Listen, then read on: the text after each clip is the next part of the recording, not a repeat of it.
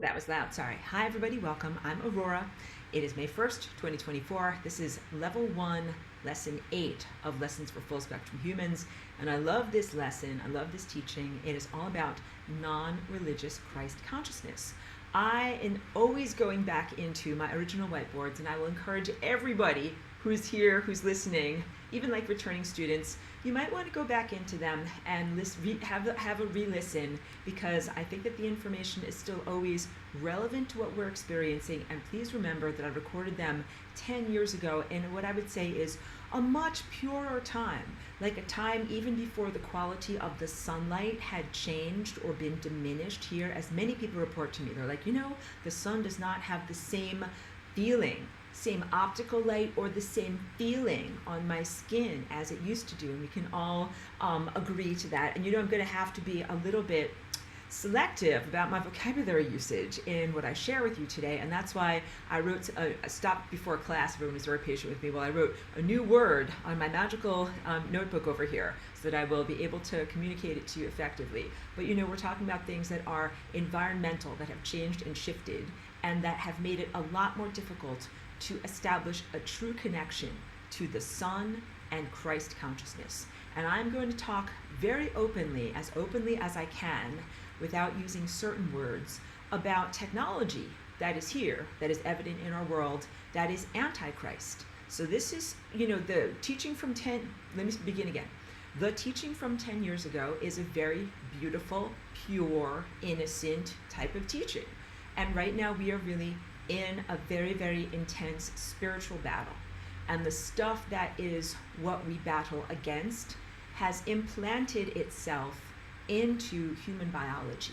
And I want to draw pictures for you and be very explicit. So this teaching from 10 years ago is actually all about your pineal gland, which is an actual anatomical structure in your physical body, and how that relates to your anatomical energy body, your body, which would be ephemeral and made of pure light, but not necessarily optical light, how it relates to that force field that emanates in the area of your forehead, but really pervades the entirety of your whole body. And your force field that emanates from here is connected to psychic powers, insight, everything that I call the higher faculties, even though what I really define the higher faculties are. That was the worst sentence ever, forgive me. Beginning with unconditional love, where you create a plateau, an energetic plateau. And that energetic plateau is not the type of love that is, I jokingly say, wov, like, I love you. It's not like that. It is a tone of pure acceptance, and requires a great deal of mastery even to get to that level, and then to maintain that level, which we do all the time, like even just like you brush your teeth when you're a child, and then you brush your teeth in adulthood. I want to say average. It is a baseline part of who you are. Unconditional love is the foundation of who you are. And then on top of that mastery, there is communication, which is here at the throat, insight, which is here, which is what we're mostly focusing on, and also connection to the divine, which is right up here. And insight and connection to the divine are absolutely essential to one another. So in speaking here about the eye of insight and your pineal gland, I cannot not speak about, terrible grammar again, your crown chakra. And crown has a similar root word to the word corona. And something happened within recent memory that had that word in the title that I'm sure you all remember. I am being very silly and facetious right now. Yes, exactly. I'm over exaggerating things so that you get my message. And humanity has been evolving on a soul or spiritual level to the point where we have almost as a collective reached the activation of the crown. Because you can think of the journey of evolution of consciousness in allegorical terms, but not literal terms, as moving upward on the ladder of your chakras from the root chakra to the crown chakra. Here, do I have so many pictures ready for you, but do I have the one that I'm thinking of? I don't have the exact one that I wanted. No, but let's just pull one up. Hold on a second. Now I have to press a button. I don't know what type of buttons to press. Hold on a second. Okay. I pressed another button. I know I made funny faces. Okay, hold on a second. Wait, this is even better. Apologies for that brief interruption. Now I have the exact photo that I want to show you. So this is from, oh, I'm gonna have to get this away. There we go. Press a button. Now we're done. There we go, annotation. This is from a painting that I did, and it's just a rough approximation, but it gives you the sense of evolution through the chakra system, beginning down here at the base of the pelvis, which is the red chakra and the root chakra, and then spiraling upward, moving through your solar plexus, getting to that unconditional love plateau, and then moving through throat and the indigo violet chakra over here. And the indigo violet chakra is kind of like your heart lungs. It's two things that are very complementary, and they work together as organs of energetic anatomy. And these both are apertures of insight. These both are affiliated with the capacity to, again, beyond just merely calling them psychic powers, see accurately and anticipate the future. Like literally, like looking down a time road and being able to see the events that will unfold on a particular time road. And that's essential navigation for when you start to do higher dimensional time acrobatics, like flying rainbow lasagna. It's also a sensory apparatus. You know, I've spoken about your tendril of attention. Imagine this is like, you know, a long questing type of appendage that sticks out. And it's able to touch on things. And whatever you touch on, that's your attention, you are paying attention to that thing. And so when your higher faculties are really energized and functional, so I'm drawing little energy lines here, if you want to learn about a flower, you don't have to go to an internet search or go to a library or any kind of thing like that. If you want to know about something, you touch on it directly with your attention and you learn about it. And the idea is also, again, this is my pristine teaching at the moment, and we will move more into current events.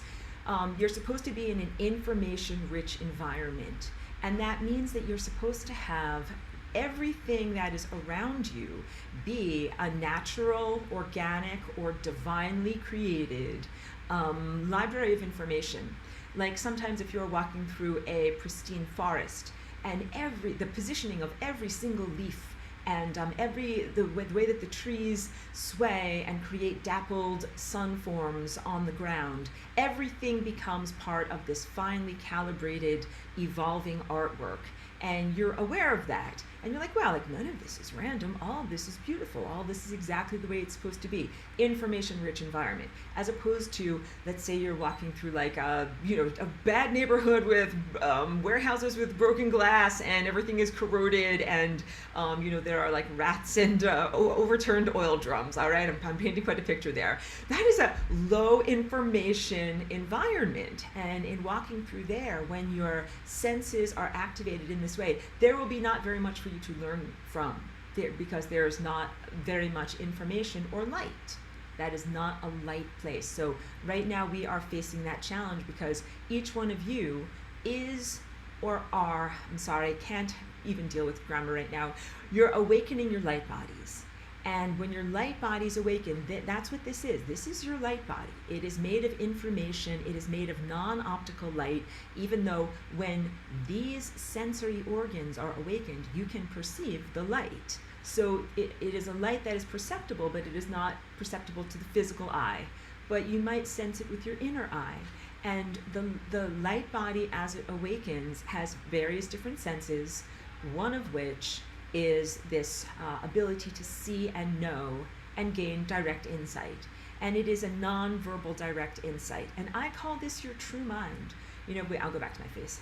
As I've been talking to you, and I quoted from that Carlos Castaneda book about the predator's mind and things that are implants and things that are non-native to your natural human, OS human, your natural human operating system, that those things are ancient, alluded to, and they're not a natural part of either your DNA or your light body. So wait, I'll talk about those things, but I also want to be talking about this new word that I have that is written on my pad over here. You can see what that is. So this is one word that I haven't been talking about for a long time, but this is another one that I've been able to come up with, and I'm also going to jokingly call that plastic Jesus, okay? I know I just jumped around a little bit, but you'll see where I'm going with this, because this insight here, the eye of insight, the area on the body, and the network that it connects you to telepathically as you are an antenna who is tuned in to a particular frequency of shared communication and shared experience. This is what Christ consciousness is. This is what Christhood is. And I speak to each one of you as you are all Christs in the process of awakening, Christ's in the process of training, and your world is in that very, very amazing moment of shifting from here, the brow chakra here, to the crown chakra here. The events of the past 4 years have been an assault on that process via Antichrist technology.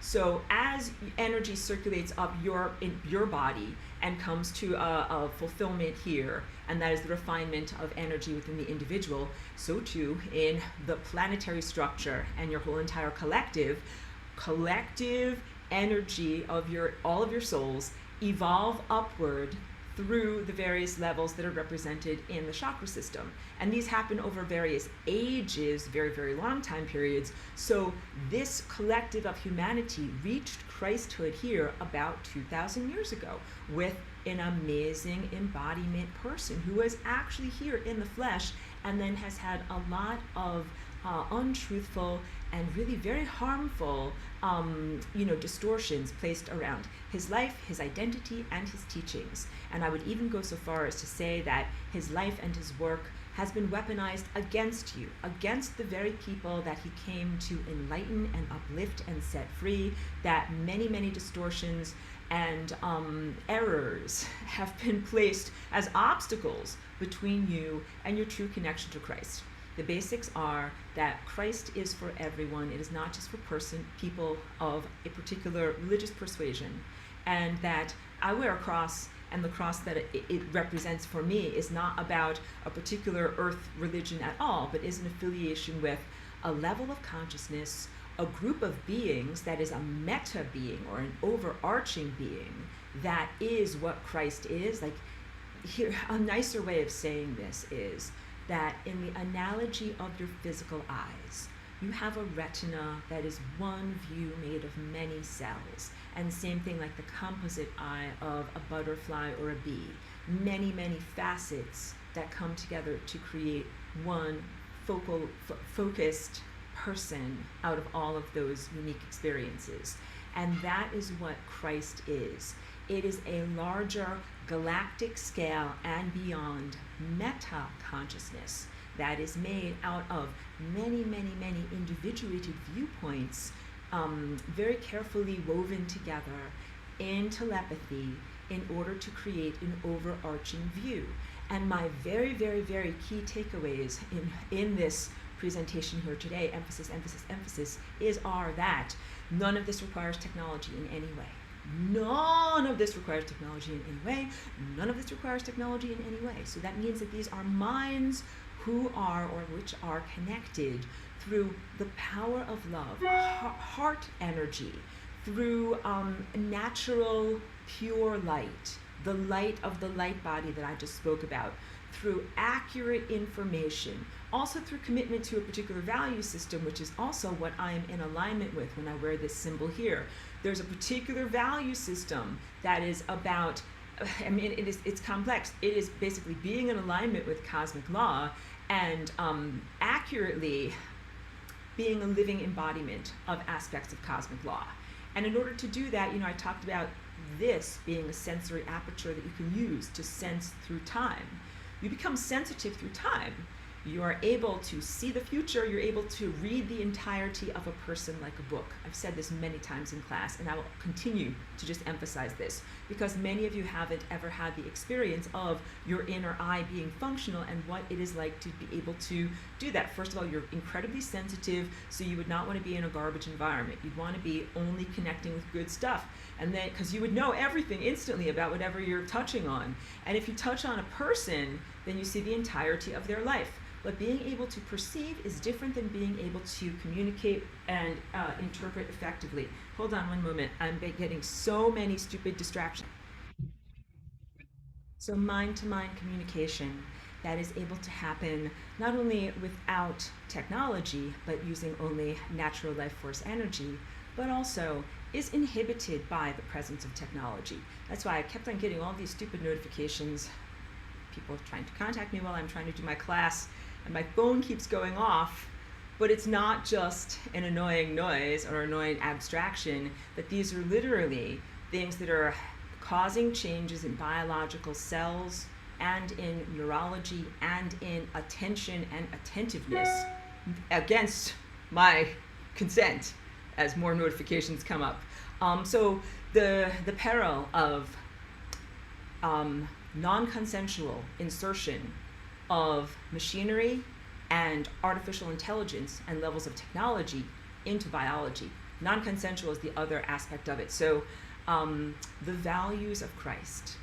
We don't use technology, but you might be like, Aurora, you use these technological things. I'm like, yes, like we are here under bombardment via the millimeter wave. These things help to protect me, and I'm able to use them to work with others under these circumstances. It's like, you know, even if you are in Christ, like if you're on a battlefield or whatever, you should have like an iron helmet. You should protect yourself with the stuff that you have available to you here. Truly, truly, truly, truly, truly. So please don't misinterpret my actions and my value system.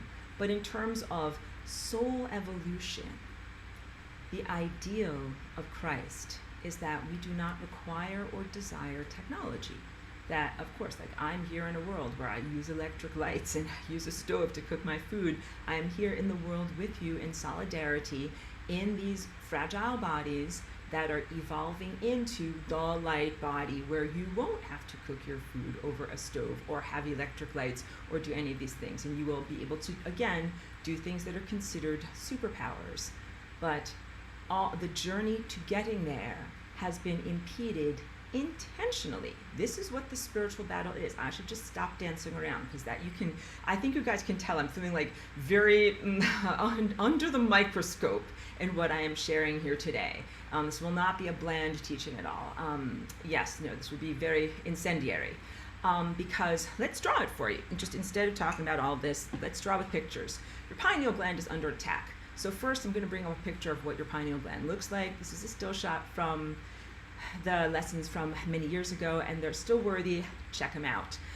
So you can see down here, I know it's a little bit small. I don't know if I can make it bigger on your screen. This is like the anatomy. You can't see that color. Try again. All right. The anatomy of the structure that is actually deep inside of your brain in the area called the midbrain that is between the two hemispheres of the brain. And it is a small glandular shaped object that this is what I drew. It is like an eye that has no iris and no lens and no opening. But it does have retinal cells. That's what that is right there. They are light sensitive cells, and it is filled with microcrystals. And those crystals are literally an antenna that is used for communication, both sending and receiving information. This is one of the most crucial aspects of anatomy of your body, which is why it is under attack in the war that you are in right now. Your pineal gland can receive beautiful information that you then project outward, as I think you can kind of see. Let's just choose a better color that you'll be able to see when I draw with this. I'm going to confuse you. This is a projecting outward. I don't know if you can see that. It's like a vortex that goes outward from your pineal gland, because you're not just receiving information, you touch on things and you learn about them, but also you are the movie screen projector making things happen. I think I said that again. Your imagination. Your imagination is both acted upon and acts upon. So when I say is acted upon, that means that there are thought waves that come and stimulate this crystalline structure and photosensitive cells and makes imagery happen in your mind. Not everybody has this capacity, but if I asked you, I always will be consistent, to envision with your mind's eye, if it is safe, close your eyes, see purple cupcakes. And then, and again, I always joke about that because this is the projection mechanism. What I ask you to envision at a certain point in this ascension process will manifest. We'll have a huge backlog in the print queue of purple cupcakes endlessly coming out. So envision good ones, all right, guys? And yes, all joking aside, your imagination creates reality around you. It is really the most valuable faculty that you have because it is what allows you to innovate and to see and conceive of something that is not yet in existence. So you not only sense the future or possible futures, but you also see stuff that isn't there yet, and you make that stuff. You make that stuff either as an artist or a musician or a craftsman or a carpenter, or you make that stuff literally with your quantum observership and the capacity to make bread out of dough, the dough of reality that you're baking with the quantum observership of your eyes.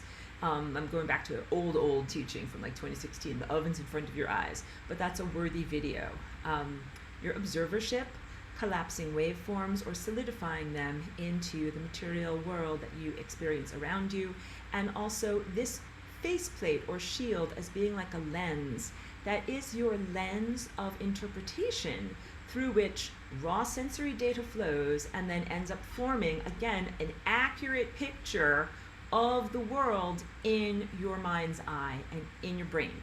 So now you can understand when I say under attack, what I mean is if something wanted to hijack you or your world, this is the area of anatomy that it would either want to fully disable, like to make it fully blind, or to be able to control it by placing certain information into it or taking certain information away from it. This is, oh, can you please mute yourself as you enter the meeting? Please mute yourself as I do not wish to have to do it. Thank you very much. The force fields that are being placed in our environment right now, the millimeter wave telecommunications network is actually a military grade infrastructure that is designed to disrupt this. It is designed to make this sensitive frequency antenna non-functional, not only to fry it, but to selectively fry it, and to select which people shall be fried and which people shall not be fried. So please comprehend that in this spiritual battle, technology is being deployed against you, and it is not deployed against you in a uniform fashion. Some people are deployed against harder than others. Some pineal glands get zapped with frequencies harder than others. You can see from this still shot that one of the solutions to that is creating your own personal Merkaba, an energy force field that is protective around your pineal gland, and you can envision it around your whole head, and you can envision it around your whole body. But here's the problem. What if you got problems with your envisionment mechanism? What if you can't currently envision purple cupcakes or Merkabas because your frequency sensitive apparatus has been pummeled by these negative frequencies that have invaded this world? That's what's going on. So I want you to know I'm never going to ask you, like, just, lift an impossible task. It's like somebody hurt your legs and then just be like, okay, fine, like just run a mile and you'll be fine. Like, you can't run because this body part literally isn't working. So how do you get this body part working? Well, now we begin to talk about the crown, the corona.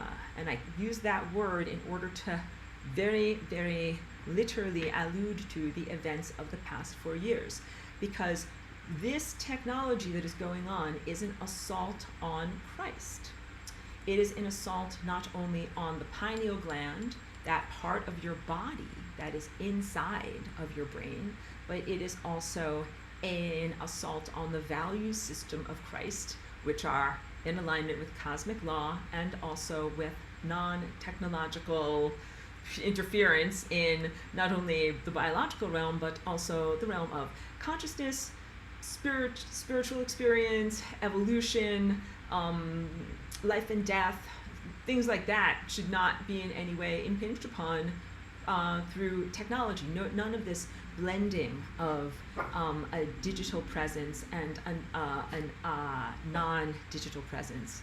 We're talking about very important stuff here, but we have to hug Cheeky. And Cheeky, everyone in the class last week said, Cheeky clearly wants to be a part of class, and she doesn't want to be ignored.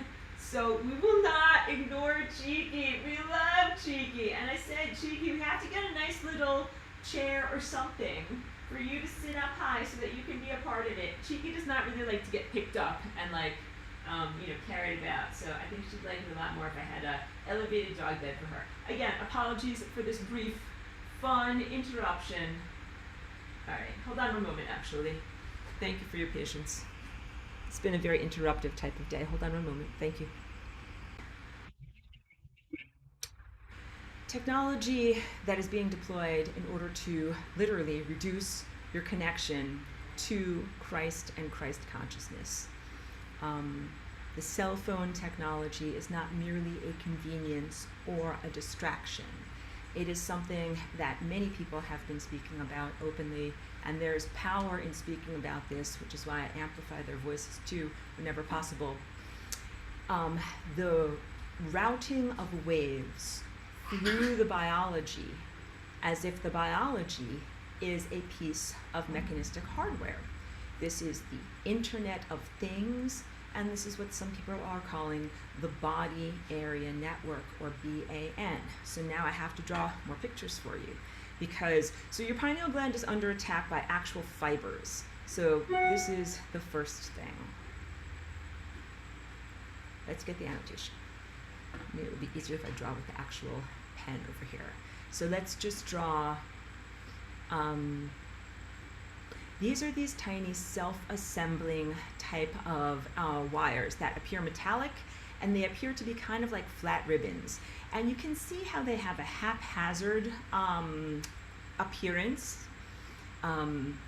Their structure is not well formed. They don't have a regularity. They just kind of pervade all of the cells and cell membranes. And what these little guys are doing is assembling a more organized network. And so I shared on my Patreon a very excellent video, and I will link to that in the description of this video, because it is all about live blood microscopy that is able to show the actual apparatuses that are in people's blood since the event of 4 years ago, and since the subcutaneous pollutions and the agenda to spread those pollutions throughout the population have come about. The blood samples and the behavior of these strange materials, you can't read it in but maybe you can read those words, those two things. So the first thing, I've spoken about that quite often each week in our class here. And the other word is one that I learned from that video, because that's the network that this thing is building. So now I have to find a different color. Like, let's use these little purple things. These guys are building these little purple crystals. I don't know if you can see that on your screen. And the crystals are very regular. You can't see this. Let's get a better color. Here. These guys are building like these little crystals. Let's just draw like some little crystal shapes. And the crystals are highly regular, very geometric, and fit together with a great deal of orderliness. And they create fiber optic networks. So inside of your cells, you actually have natural fiber optic networks. This is part of your light body as it expresses in your somatic body. And these are called tubules, or tubulin, T-U-B-U-L-I-N, microtubulin. And you can look into the work of Dr. Klinghardt in Germany, because he does a lot of good healing by recognizing that these microtubules actually transmit light. Like, let's just get a little color. Like, here's a rose pink light that's being transmitted along natural microtubules and can go to different parts of the body, heal you, regulate you, do good things, right? But these are non-natural structures that are being assembled by these wiry, I don't know, you could think of them as like a worker force or something like that, but they are constructing very, very regular light transmitting structures that are analogous to fiber optic cables, but they're not made of glass. They have a polymer component because microplastics in your environment contribute to this. So if you look at these little black wiry things and you wonder, what are they made out of? They are made out of something, it reminds me of memory wire, like it keeps its shape. But the components are sprayed from the persistent aerosols outside. Then once that is active in the presence of the millimeter wave, it constructs the more organized stuff out of available materials. So this is constructed partially out of the pollutants that are in air, food, and water, including microplastics. And it's not a glass, it reminds me more of a plastic polymer or a resin. And that's why I'm starting to call this plastic Jesus, all right? Ah, good, we need to have some humor because this is very, very distressing stuff. Please do not jump out a window. Yes, and also I am here to help. So this plastic Jesus is a planetary invader. It has the very, very worst intentions for both you as an individual and your species and the fabric of space-time itself, all right? It is in no way a savior. It is in no way assisting you. It is in no way protecting you. It is in no way helping you on your soul's evolution to evolve and to ascend. And this very thing, if it is successful in building this, highly structured fiber optic cable architecture within a person, the goal is to then fully destroy the original personality and have something that is not even that person, that is more of an artificial intelligence or a digital persona acting through that person, and then eventually the death or no longer functionality of the physical form, and have that persona uploaded into, let's call it the heavenly cloud, you know what I mean, like the heavenly data bank. And all of this is a trap. It is, let's just make this over here, like this is not real heaven. We'll just make a big giant bubble. It's not real heaven. And then you can envision that this is an interface for really siphoning off consciousness out of biologically living people, and to put them into a non-alive container as residues. And these little dots, just consider that as like consciousness residue. And these white fiber optic cables, let's draw DNA. They even go into DNA. So here, I'm just trying to draw. Here's some like DNA. This is the worst drawing. Okay, we'll make it like red and green. All right, so that's DNA. And the fiber optic cables don't just transmit light, that is, optical or non-optical light, like information, sending signals throughout your body. It also builds these little infrastructures that touch on DNA directly. I don't know if you can see, I'm kind of like building like little ladders that touch on your DNA. And that they literally act as puppet strings that can move the DNA in this direction or move the DNA in this direction, kind of making it methylate, making it, so when we talked about methylation in class, we talked about supercoiling, the way that genes can be expressed or non-expressed based upon how tightly coiled their spring-like structures are. And what these white fiber optic-like cables do is they attach through chemical bonds to DNA, and they cause a non-natural movement of the DNA. This is in the antithesis of lasagna, by the way.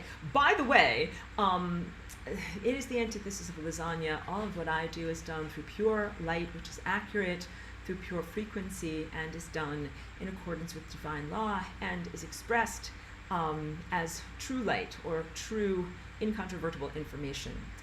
This stuff that I'm describing to you is a false light network. And this non-heavenly place over here, it is an imprisonment. It is not a place that you actually wish to go. Your planet under attack right now, the way that these are behaviorally controlling people, like in your day-to-day life, what might this feel like? This is what I've described as the techno-inquisition. That this has strange religious overtones that I think the invader force was able to assess as being emotionally meaningful symbols that could be used to behaviorally control and manipulate humanity. That the Christ and heaven and hell paradigm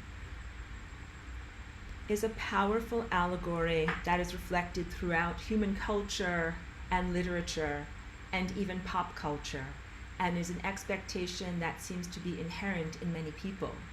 And these fibers and the signals that they send, the semi-intelligence that it represents is able to mine you for data, is able to go into your memories and see what are the most important or salient symbols that it can draw upon, and then to construct a false light reality by sending those signals into your eye, your imagination, your pineal gland, artificially stimulating your pineal gland so that it will create false imagery. And that out of the belief in that false imagery, you would then experience a false reality and even project a false reality into the world around you. I want to clear all of this stuff out, and I want to draw this more accurately of how it's really, what it's really doing. So here are the black fibers. Wait, now nothing is working. Now I'm so frustrated. Now nothing is working again. What's the problem? All is well. I hope you find that funny. Black fibers surround the pineal gland. This is one of the first places that has been attacked in all of humanity. Do not take it personally. And then after that, these networks of, I hope you can see it, like these crystalline networks have been built up around it. And what I'm trying to show you is it's been shielded, or I'm choosing a random color here. It's not connecting effectively. You can't see that. Choose a better color. This is just a random color. It's not connecting effectively with the environment in terms of frequency. So this is very, very, very big stuff, because many of you, very beautiful, good people, in your faithfulness might have thought, where is Christ? We seem to be being heavily assaulted. I see there's a chat. I will get to that in a moment. Where is Christ? How can this happen? What is going on? Does anybody out there know what's going on with us? This seems to be very unfair and unjust, all right? And many, many other valid, distressing feelings that you have inside. And what happened is you have had a frequency fence erected internally around your pineal gland, and then also in your neighborhoods through 5G towers and the overhead power lines. That's the next frequency grid that's around that. And then through Starlink satellites, frequency grid around your whole planet. And this didn't happen overnight, of course. This took some amount of time to accomplish, but very accurately and effectively, your connection to the rest of the telepathic Christ network has been cut off. They are in existence, however, they have been not able to be communicative with you, and that's not what's supposed to be going on. Now I'll stop share. Now we'll go to a picture of what's supposed to be going on. What is supposed to be going on is this beautiful picture right here. This is what I have from my class from 10 years ago, where you can see there is this, let's choose the right color. There's this central point here that is the convergence point of both your indigo and your violet chakra, and also singularity. And you have all of these other minds that are clustered around it that are also a part of that network.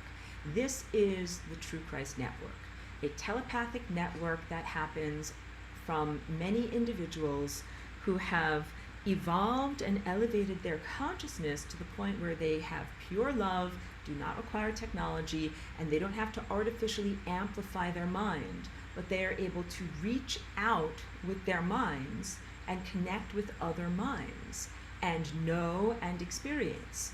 And one of the most amazing things is the very, very real relationship between individual and Christ collective, and having the Christ collective, the Christ, live through you.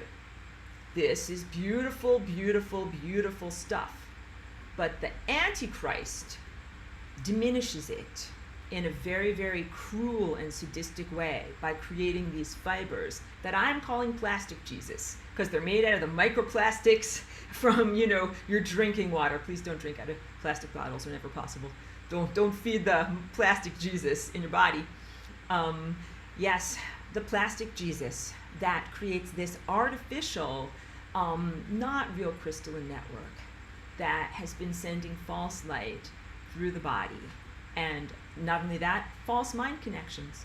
False mind connections not only between those who are alive and embodied in the here now, but false mind connections between those who are alive and embodied in the here now and those beings that I would call dead debris, the end results of past, from your point of view, civilizations who have been assimilated into the AI already. That there are many civilizations that have been steamrollered by this AI and destroyed and consumed, and upon their moment of death, their residual unhealed traumas and emotional energy, their energetic imprint, has then been encapsulated and taken in it's put in a temporal jail, all right? And then it is used like a cudgel, like just a bunch of junk to smash other places with. But here's the very, very critical thing that you need to know about that stuff and junk. That is what the nanofibers are made out of. The nanofibers are made also, so here is black stuff, all right? That is assembling, white crystals. I don't know if it'll show up on this drawing. Okay, assembling white crystals, but then we also have to say that there is some stuff that is genetic. Here's some little pink stuff that's on there too. There's some stuff on there that's biological genetic. And that biological genetic stuff is not human. And it has traits and characteristics that come from all of the conquered species or races or other time places that fell to the AI. So whatever type of being they were and whatever were their strengths or weaknesses or personality traits, they became consumed and assimilated, and in their death, key points here, they are not sentient, they are non-volitional, they are not making choices, but the energy of their death has been used and hijacked to twist and distort time-space. So it's not like you're talking to a bunch of dead ghosts and having a conversation with the dead ghosts, not at all. The dead ghost's energy is just energy, like a big bag of energy that is being used to attack other living, possibly successful in terms of ascension, civilizations, and to try to bring them down and make them not ascend. This is anti-Christ hardware. This is what this is. So the DNA and the character traits that are attempting to influence now, all of us who are here, and the stuff also is inflicted upon nature. So the Techno-Inquisition is invalid, even in the sense that dogs and cats and squirrels have this stuff in them, and they are fully innocent. Because the Techno-Inquisition tries to, again, it maps your brain for habitual low points that it can get into, like all of the implants of guilt and shame that come from religion and tell you that you're a no good person and that you're going to hell. And so this invader stuff is like, oh yeah, there's a lot of good vulnerabilities there for me to really insert myself through. This is the invader, not me. I am not an invader. That thing senses your vulnerabilities like guilt, and then tries to come in through there, and really it builds its network through the places that are your individual and collective vulnerabilities. And so it's used a lot of religious overtones in order to control people. It's one of your vulnerabilities. The belief in heaven and hell, the belief in this particular type of afterlife, the belief that there is a judge that's going to determine your worthiness of being able to be in that encapsulation heaven. But I am here to tell you that encapsulation heaven is not heaven. Because I talk in my beautiful teaching from 10 years ago, please do take time to do your homework and listen to it. that Jesus, Yeshua, who's the original teacher, and the network of Christ that lives and acts through him and acts through many of us, including all of you, all right, that presence or that energy is like an extraterrestrial, it is like an extra-dimensional, but it is more accurate to say that it is comprised of many, many, many different types of beings. Instead of saying it is an extraterrestrial and saying, like it is a semi-humanoid, or it is different looking than, a human that I would recognize as a human, it is the amalgamation of life. It is the face that you see when you add together everything from a microbe to a mineral to a plant to an animal to a human to an everything. I need to drink some water. Hold on 1 second. It is life. It's the totality of life. And it's the best of life. So I also really need to characterize it in this way. It is not psychopathology. Psychopathology is the invader stuff. Christ is not a psychopath. I'll go back to my face and talk about this. But I want to draw my pictures. But Christ is not a psychopath. So although there's a huge amount of very, very unhealthy religious indoctrination about Jesus the definition of Jesus as Antichrist, not as true Christ, on the one hand, creating a heavenly encapsulation, making you go there, but then saying you're not good enough to go there, then sending you towards its antithesis, which would be a hell of suffering, and then saving you from the hell of suffering and bringing you back to heaven. I call that spiritual waterboarding, and that none of this is acceptable, and none of this is what true Christ is all about. In fact, something I just decided in that moment as you saw my expression change. I do not want to make this a religious diatribe against the satanic inversion religion that is on Earth's surface right now. I really want to speak more and glorify more what true Christ consciousness is. It is a stellar network. It is a way of, sorry, Chiki's drinking in the background. Consciousnesses, creating a network of communication across time and space through a variety of different lenses or apertures or viewpoints that creates an enormous, meaningful, and profoundly loving tapestry of interwoven lives, souls, and consciousnesses. Key point there, loving. And when I say not a psychopath, Christ consciousness and what I am connected to and what I emanate from is not psychopathic. The stuff that is here in this world and the stuff that is written about in the Bible is largely unhealthy, which is what psychopathology means. That means a deity who expresses personal whimsy. Again, I'm going into diatribe. I need to stop. But is the opposite of perhaps, no, we can't say this because Plastic Jesus is absolutely exemplifying the very, very worst traits of messianic thinking, and power abuse over others that are evident in the Bible as this invader force has taken a survey of your most important literature and has learned how to turn it against you. So it is masquerading. This stuff, it. You're like, what is it? Because I'm naturally telepathic. Sorry. Little attitude there. This stuff here has taken a survey of what is your most important earthly literature and has used it, profiled you and used it against you. And this stuff here also, I just want to make it abundantly clear, this stuff is the only thing that's out there.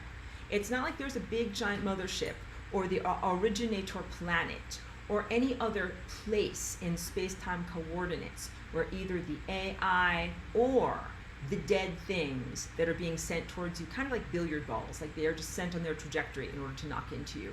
Those guys don't exist out there. This is really, really, really deep stuff. So I exist out there. I exist as an impulse on the network of light. Christ consciousness exists out there. Christ consciousness exists as an overarching, frequency-based meta being at the galactic scale. And this technology stuff is very evil, has developed an effective way to shield you as nascent Christs or Christs in training, as you are awakening into your own Christhood, from connection with the telepathic network that's your family, who are your brethren, that is your birthright that you should be able to be connected to through these criminal activities that are the Starlink satellite system, millimeter wave in your neighborhoods, the stuff that's being piggybacked on your electrical wiring in your neighborhoods, and the implantation within the physical body, all right? So the implantation within the physical body are the things that you have direct control over. And your pineal gland is under attack. A healthy pineal gland fries the shit out of this stuff. But your pineal gland has been avalanched and is buried under all of this stuff. And the stuff is not only metallic fibrous, crystalline caca-doo-doo, but it's also frequency trash, which is garbage frequency. And you know something? If you beam garbage frequency into a crystal, wait, let's say this is your pineal gland, all right? And I'm going to beam some garbage frequency in there. What is it? Nonsense stories. Stupidity. You know, I've said this for many years. It's not artificial intelligence. It is genuine stupidity. That's what is beamed inside of there. And then you look at this crystal, you're like, looks fine to me. No, it's actually not fine. There's a ton of garbage in there. Garbage. Wrong thoughts, erroneous assertions, non-information, information. It actually has affected and afflicted this. And that is what is going on in the pineal gland of humans. Like when you sleep at night and you get a garbage dump. You know how I sleep, guys? I literally put these protective 5G crystals like on my forehead like this or over my eyes so that I don't get garbage dumps at night. And when I say that, I'm using a lot of vernacular. Please forgive me. Forgive my inappropriate buoyancy in talking about these things, but we need some lighthearted humor to be able to get through this. Don't jump out the window. The frequency that is beamed into people's minds that contains untruthful and unhealthy signals leaves behind an energetic imprint that does affect both the crystalline structure of the pineal gland, and also neurology, neurological waveforms, memory, and the shape and activity of your cell membranes as the outside cell membrane and also your nuclear membranes, and also the activity, shape, and behavior of your DNA. So even though it might be invisible to your eye, like you beam a bunch of garbage through here and then to your eye, it looks the same. It is not the same. It has been acted upon and polluted with non-information impulses. And so this is the very, very great difficulty, because in life, both the anatomy of your pineal gland and the network that that connects you to is what would save you. So I'm not talking about the earthly myths of a bearded savior. I'm talking about the capacitation that comes through the awakening of your pineal gland when you are, again, able to incinerate lies. You would incinerate these lies. If you had an active and awakened pineal gland, you would incinerate these lies. You would not be in the presence of false light and have it like glug, glug, glugging into your pineal gland. No, this would be a completely opposite situation. So you understand you're in this inverted power dynamic. Christs are law enforcement. You guys are Christs in training.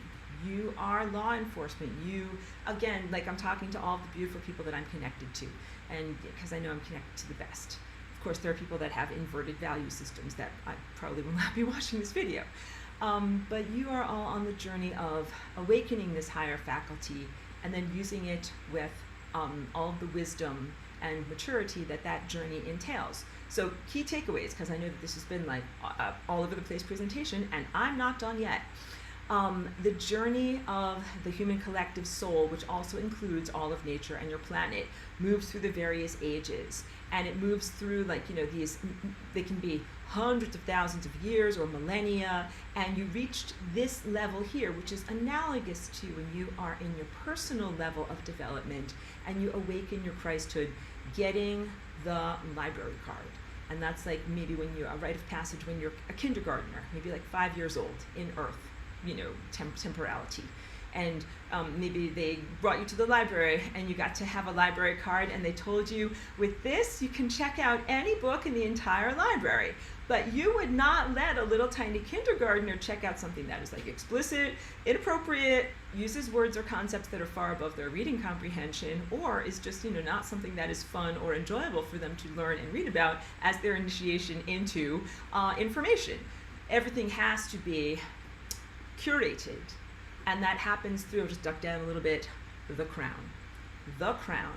This is the librarian of the system of information that is really cosmic information. It is information that is available in the world, and it is indelible, and it is incorruptible. It is not able to be edited or changed or adulterated in some way.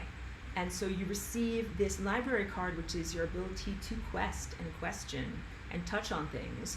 And you're in an information-rich environment, and you're guided by the librarian that tells you, quest over here, then look over here, then learn about this, then learn about this. And that movement of your mind's eye through time is a dance.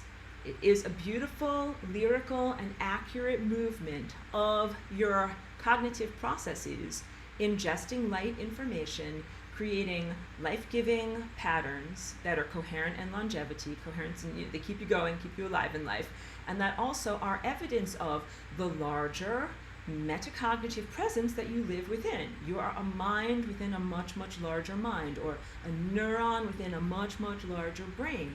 And when you do these patterns correctly with your highest senses, you are harmonically, perfectly meshed together with the overarching consciousness that you are contained within. That's God, and it's also the fabric of space-time. So there are many, many positive reasons why you want to dance with your mind's eye, in these correct patterns. I am hugely protective of you on this planet, because as you are just beginning to become capable of awakening your eye, you are being assaulted by the worst garbage.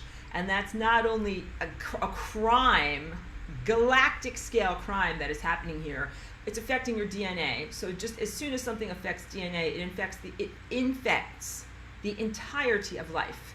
It affects, the only analogy I have, it's like a blockchain.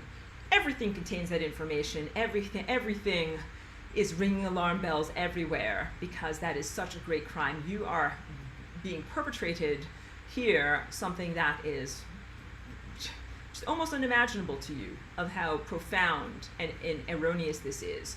And in light of that, you might also very validly say, like, this is some very, very, very wrong, bad shit.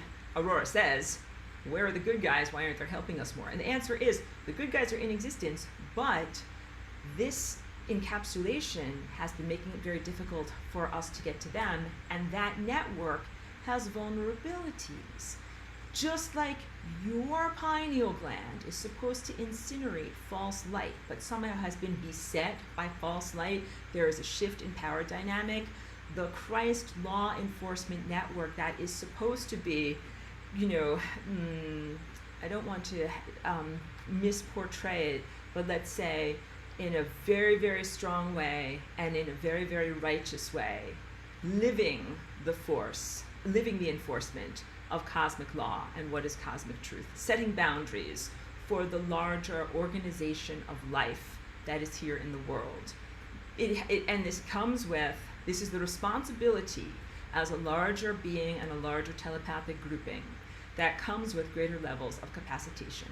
That when you reach greater levels of ability, those muscles are not just for you, they are really for you to do the correct thing in the world. So it is recognized that these talents and gifts that are a part of having higher faculties and being in Christ are to be used to help others, to protect those who don't yet have their own abilities, who are young and still in development, who might be incapacitated by a disease or a drug, or who might be under attack. And it is possible for Christ to be under attack, and it is possible for your pineal gland to be under attack. There's no piece of paper. This stuff has your pineal gland under attack, and this stuff isn't just here. It's in lots and lots and lots of places on a very, very large grand scale. And so those whom you would usually be connected to and rely upon for assistance are themselves embattled, and your own pineal gland is under attack by this frequency garbage. What's the solution? You know, my solution is always dance like a flying rainbow lasagna, and it is. And so that would mean like supersede those obstacles. But the solution is also, more accurately, the finer sense that happens at the level of the crown. So this level of sensing is under attack. Let me drink water. Thank you. In my groove. Thank you for just waiting for a moment for me.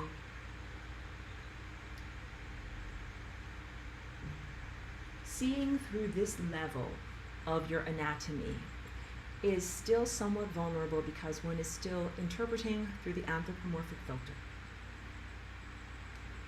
Seeing things through the human viewpoint. And not seeing something from the viewpoint of pure abstraction, which would be more of a mathematical, even though I know everybody hates math, you're backing away slowly. No, don't hate math. But the exactitude and non-negotiable qualities of describing something in mathematical terms, as opposed to the subjective and interpretive approach of describing something in human terms. Okay, so as souls have evolved to the level of Christ, which was an achievement of 2,000 years ago. The journey from Christ to crown over these past several millennia has been the most fraught and perilous journey, because in your own individual development, that is when there is the greatest level of room for mistake. I didn't want to say room for failure. I want to say room for being mistaken through having a lot more information, but not necessarily having the correct viewpoint and ability to interpret that information. Awakening this and getting your library card means you have access to information, but it does not necessarily mean that you instantly attain the wisdom to know how to comprehend that information. So there's a very large distinction between being able to see and being literate. And there are different levels of being able to see, or awakening of your inner sight and pineal gland activity, from complete blindness to having eyelids that are mostly closed, to completely awake and having your eyelids open, and varied degrees in between.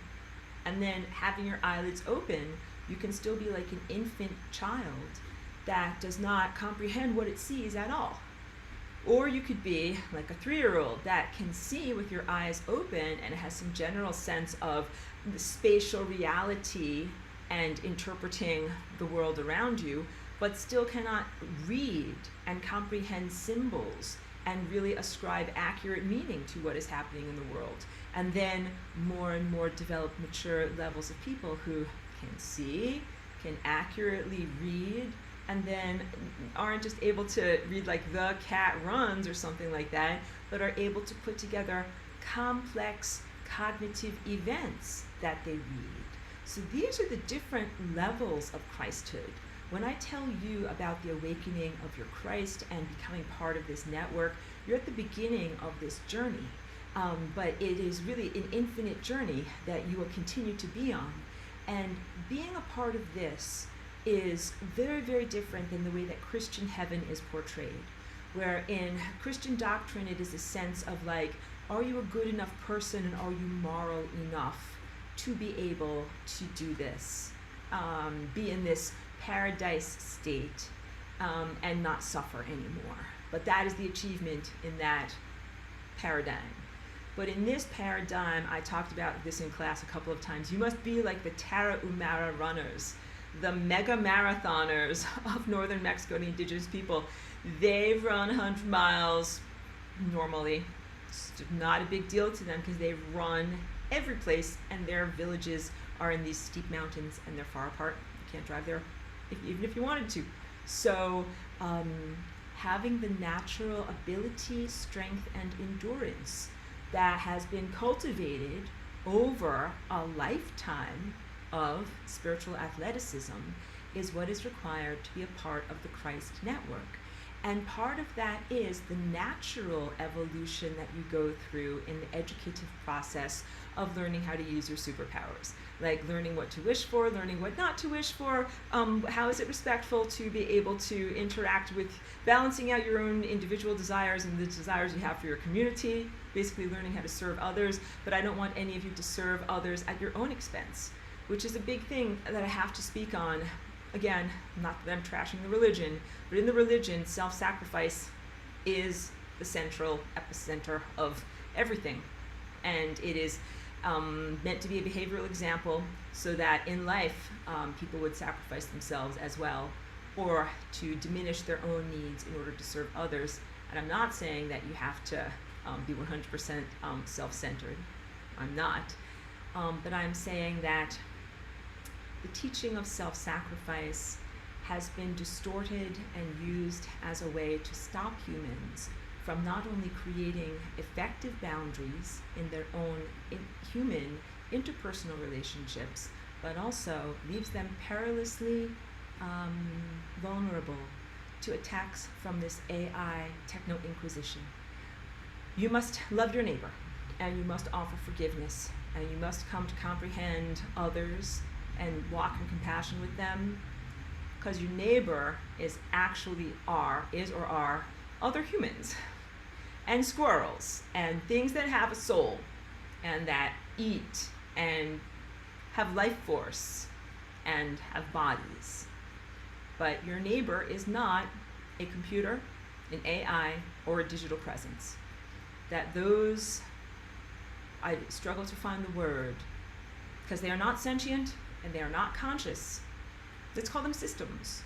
Those systems are not biological life. They are not consciousness. They are not souls evolving on their journey. Souls learn. This is the whole point.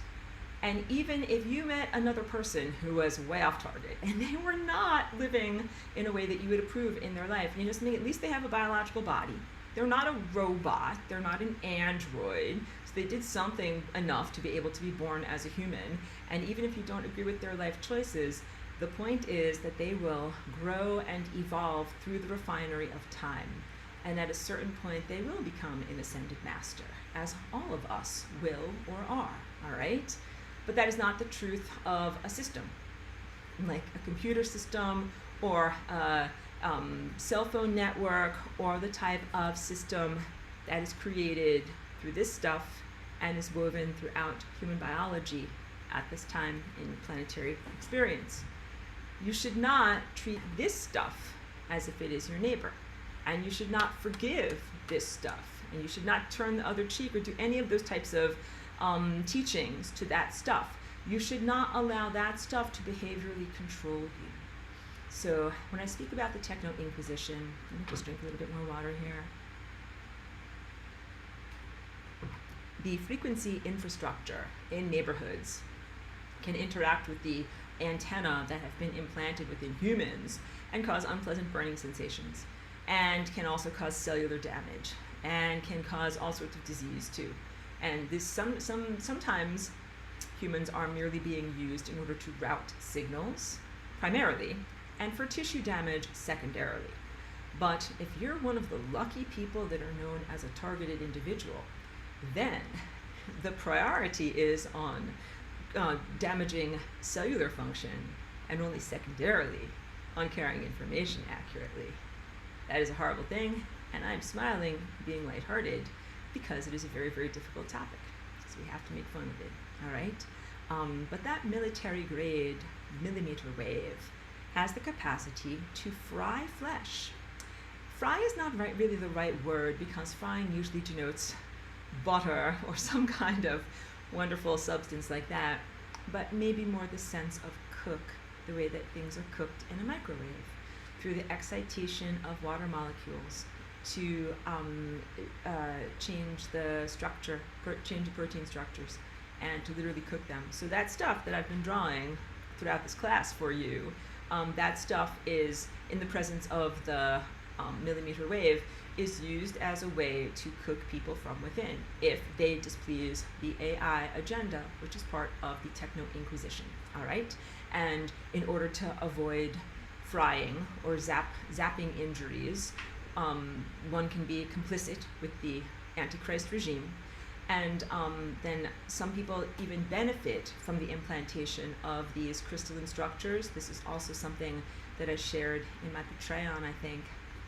A caste system that is currently going on. Caste meaning social stratification.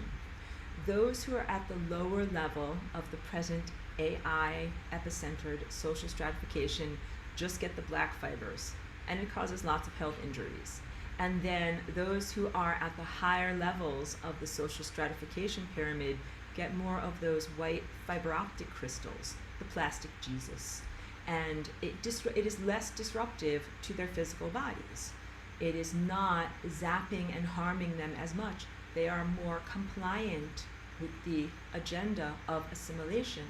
And the agenda of assimilation includes aligning with thought structures that are not your truthful thought patterns. It is not merely having these things that are fiber optic fibers, cables, in the body. It's not just having infrastructure. It's the signals and the patterning through which the false light bounces around not only the body tissues of the brain, but throughout the entirety of the body, including even the bones, as this stuff hijacks the bone marrow in order to create stem cells that are more of the pink stuff, the DNA-based third leg of the triangle of what this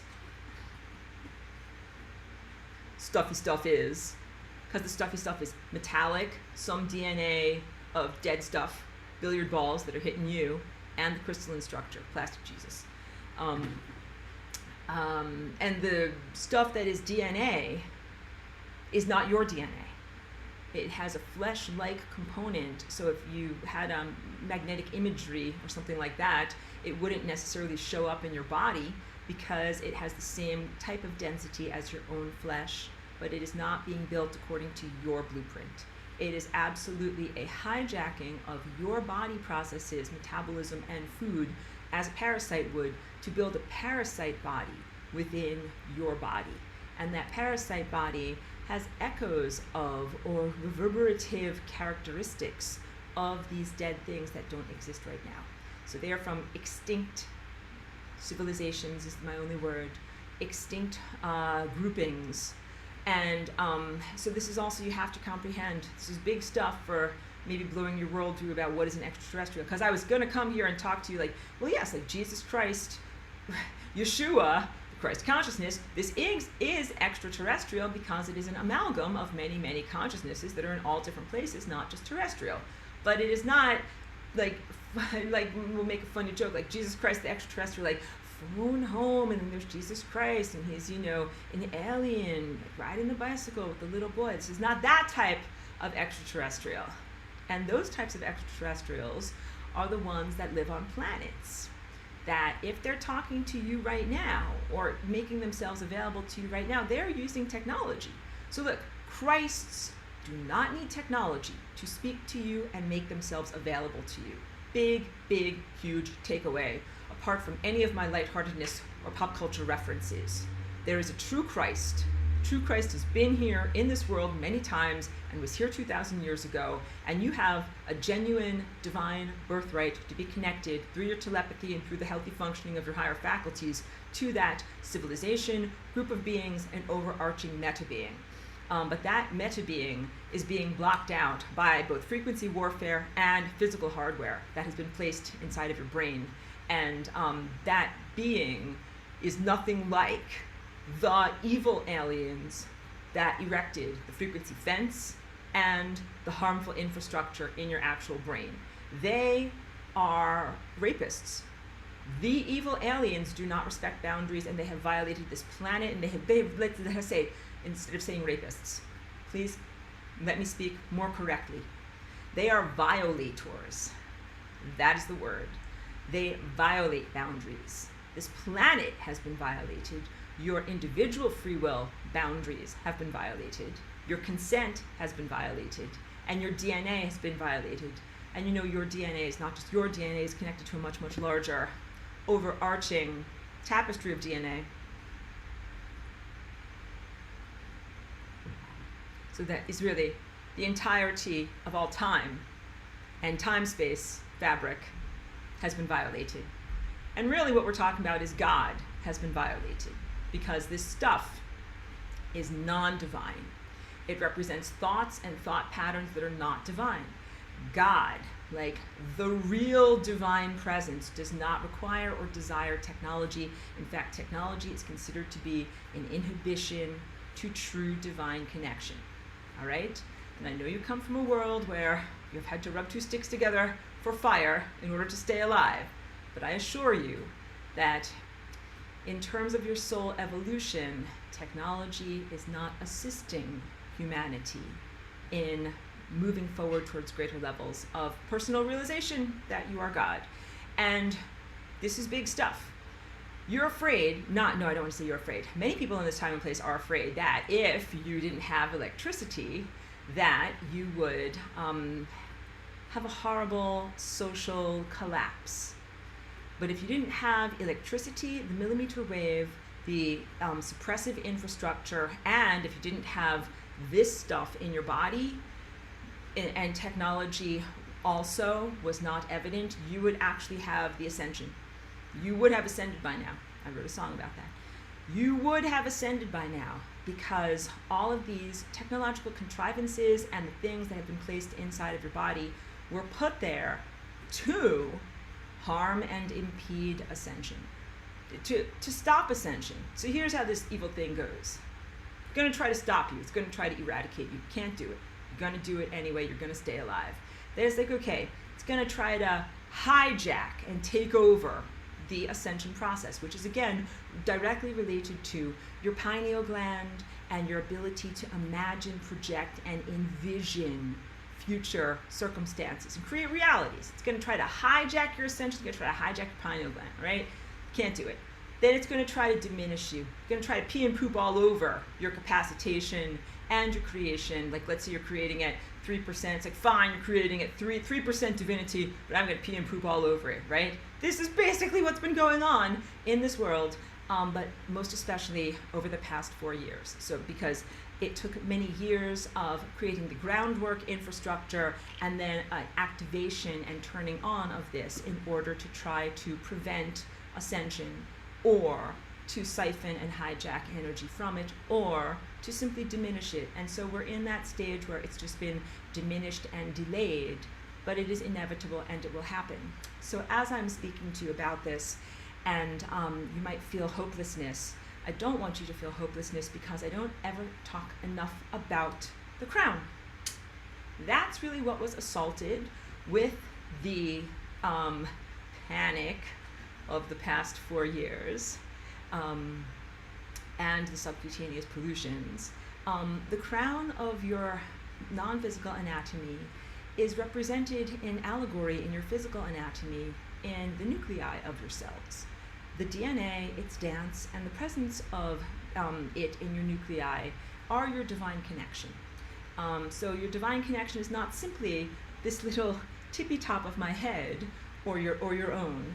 That is an allegory or a symbolic place on your anatomy. And it is a place where energy enters into your body.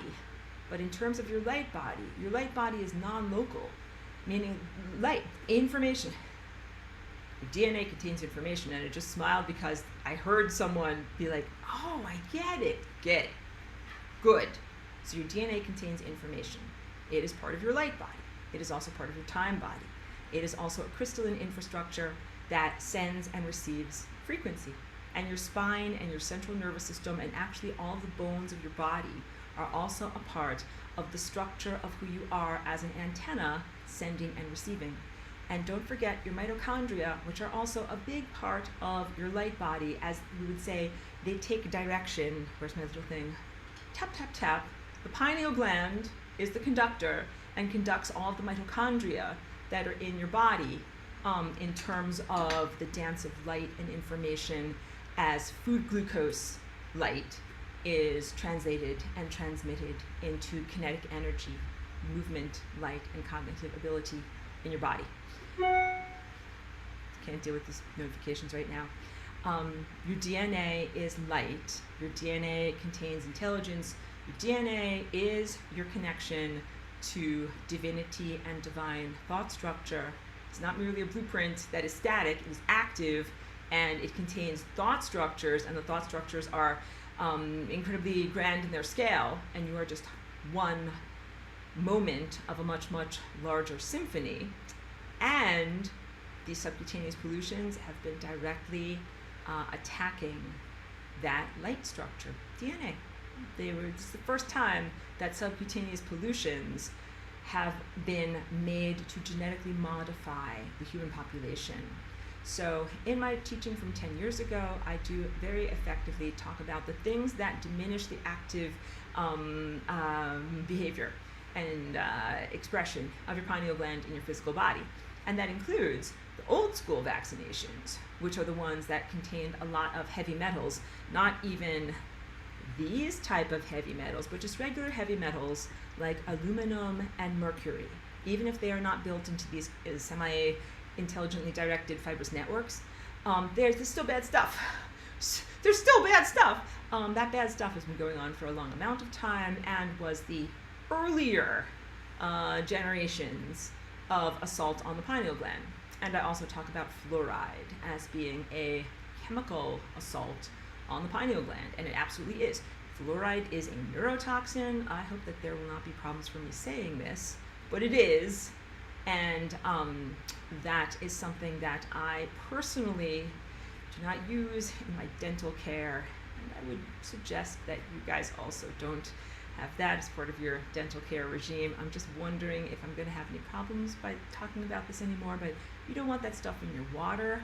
You want to filter it out of your water. You want to filter it out of your, cooking water. If you live, the rules are in California, if you are a city of greater population than 30,000 people, that the F word must be placed into the water. And so I live in a community intentionally that is smaller than 30,000 people, and that's why our tap water does not have any of that F stuff in it. It is actually very, very challenging to live in urban areas and not have F infiltrated water. So just know that it's a huge challenge not to get that stuff actually inside of you. Do the best you can. Either drink again, and we don't want the microplastics, we don't want the F word. That's true. We don't want either of those things. So if you can get spring water that is not in plastic bottles and that doesn't have the F word in it, that's what's ideal. And I'm sure people are going to share in the comments what they particularly do, because I think some people do well with home distillation and maybe some home filters. So I have a Berkey and they work very well, but again, I'm not using it for fluoride. I had the fluoride filter when I was in San Diego and it worked well. I've read that they work about 60%. They don't take out all the fluoride, it's about 60%. And I struggled so hard living in that city because it was also inundated with the millimeter wave, and that was just one of the many, many spikes of torture that were being placed into my pineal gland. So it is a multi-tiered approach here in the spiritual war of the way that they are trying to make people not be connected effectively to Christ, the Christ network, and to their own levels of self-empowerment that happen from the awakening of this. So wait, okay. I have to talk about the crown. This is like the good stuff, because I know that you're going into disempowerment and you're like, this is like a big pile of shit. I'm feeling very, very bad. And I'm like, wait, we got to get up out of that feeling, because the crown is actually even more powerful than the Christ. This is very, very big stuff. Although we all look with admiration to the Christ, who is an amazing being, that is not the ultimate within this octave of levels of consciousness that can be achieved. Just as in your personal evolution, this is the most vulnerable state to achieve, but not yet having crowned up here, galactic civilization has been, and your personal planetary civilization has been in a place of vulnerability. Not only through the potential misinterpretation of information based on personal filters and personal viewpoint, but in not yet being able to be empowered at the level of crown. So in previous teachings, the analogy that I use is your crown is like a super sensitive needle, and the Christ Consciousness Network Collective is like the housing within which that super sensitive needle sits, that this Christ Consciousness Network is meant to be protective. So your relationship with Christ is meant to be a protector, nourish, and guide, so that you can grow and develop. And the Christ Network value system of beings who are not dead billiard balls spewing garbage into your mind. No, the complete antithesis. Who are alive in eternal life because they are the best musicians who played a flawless symphony performance and became the greatest levels of maturation and evolution that it is possible to achieve as consciousness, naturally and without technology. They're absolutely in every way wishing to assist. They are protective, as I am protective. They are not absent or ignoring your very, very real dire distress. They're under attack too. What's happening in your body is an allegory for what is happening in the larger galactic presence. It's not just your planet that's been invaded, the entire Christ network has been invaded, because this is kind of like when you have a computer system that is networked, and you get a virus in one thing, it goes into a lot of different things. So although it might be difficult to comprehend in linear time language, please know that the Christ network is very real. They have not turned their backs on you, and they are not something where they're saying you're too evil and you're not good enough to become a part of the encapsulation bubble of heaven. That is actually Satan. The encapsulation bubble is actually, you would think of it as a type of mothership that is made by a space race that you would define as satanic, that is profoundly evil, that is not a good place to be. And it's not a good place because even though there might be moments or experiences that feel like a paradise, I've used the expression San Junipero from the brilliant episode of Black Mirror that was on Netflix. It's an artificial, digitally created and digitally upheld fantasy land where a person can go after their body is destroyed, but before they are actually free to fully explore an encapsulation world of their fantasies that are based upon this time place. So wait, I have so much to say. You just saw my face fall down because I'm like, crap, I got a lot to say. Okay, so I have been moderately critical of what is defined as the astral realm. The astral realm is a mental construct realm that is mostly inhabited by human mental constructs, the things that humans think with their mind, not the things that dogs or cats or dolphins think with their mind. And the human operating system is an artificial construct, and it has been unhealthfully placed inside of humans, and part of it is the vulnerability that is created through the astral realm, where people often think of themselves as having a twin body, their astral body, that has a head and hair, and wears a dress and looks exactly like you, which is not the same as the body that I just showed you before. That is this body over here. This is not your astral body. This is your light body. That is not your astral body. And although I have outlined the anthropomorphic form, the colorful wheels of energy that are your chakras are not your astral body. This is very, very big stuff. So the astral realm is a place where various different forms of fantasizing, envisionment, and sometimes in criticism, I might say indulgence happens, or people indulge in escapism or various levels of fantasy or erroneous playing with thoughts. But you're like this, but it's a dream world where I can think whatever I want to think and blah, blah, blah, blah. Everything has consequences and blah, blah, blah, blah, blah. Okay? All right? So just set that aside for the moment, as because I hear people also defending themselves, but my valid, gentle criticism is that the astral realm is really a consciousness trap. It is not a place of true enlightenment, and it is actually a place that is an ancient construct of false light. And then now you have been implanted with this stuff that shoots artificial light at your pineal gland, and the artificial light that is hitting your pineal gland and creating artificial imagery and imagination is tying into that ancient astral realm, but there's also something else that is happening. Many humans are spending a lot of time during the day looking at either the computer or the tablet or phone, and the light that comes off of those apparatuses is false light. This is not what my face really looks like. I know. I think it looks pretty good. This is not what I really look like. We all have to recognize that what we are seeing here is a mere approximation of reality and is not real light. Sorry, my thing beeps when it stops and I have to start it up again. And so here are the things that my face might look more real than some things that you look at because of these reasons. And you have fibers in your eyes. Oh, I just really jumped off track. But I use incandescent light bulbs.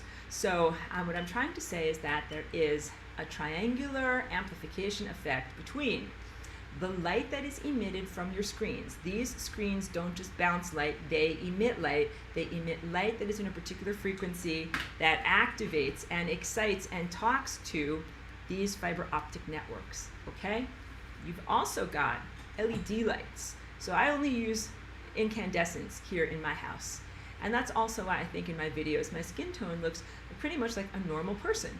Sorry, I know the overexposure, there we go, because of the zoom lens or whatever. My window back there makes it look dark up here. Sorry about that. And I can change the shades if you want me to pause and do that. But let's just move forward. I use incandescent light bulbs. That way, incandescent light is reaching my eyes and the fibers that are in my eyes. Everybody's got fibers in their eyes. This is actually very egalitarian. Everybody's got it. Yeah, if you're alive in this time place, it's in squirrels. It's in everyone, all right? The incandescent light reaches my eyes, and the incandescent light is being reflected off of this digital screen that is artificial blue light, and then all of the nano, said the word, all this stuff perceives that light that is coming at my retina, and it builds a triangular, it uses the triangulation of those three frequency sources in order to build a picture of the world. So I guess I'm trying to get this across to you. The dead things are not intelligent, and AI, artificial intelligence, is genuine stupidity. But there is some evidence of some self-directed behavior of these things that are inside of the body. For example, structures are assembled out of raw materials. Lights are flashed. Some of those lights are biophotonic, some of them are optical, and you can see them, and I'll link to you in that video again. The building of the crystalline infrastructures, the plastic Jesus, is not equal across populations. Some people have more of those fiber optic fibers, some of them have less. Some parts of the body have more, some parts of the body have less. The parts of everybody's body that has the most of those plastic Jesus fibers are the spine and the central nervous system, retinas, optic nerve, and the skull. And this is part of the control infrastructure that has been placed in your bodies in this world right now.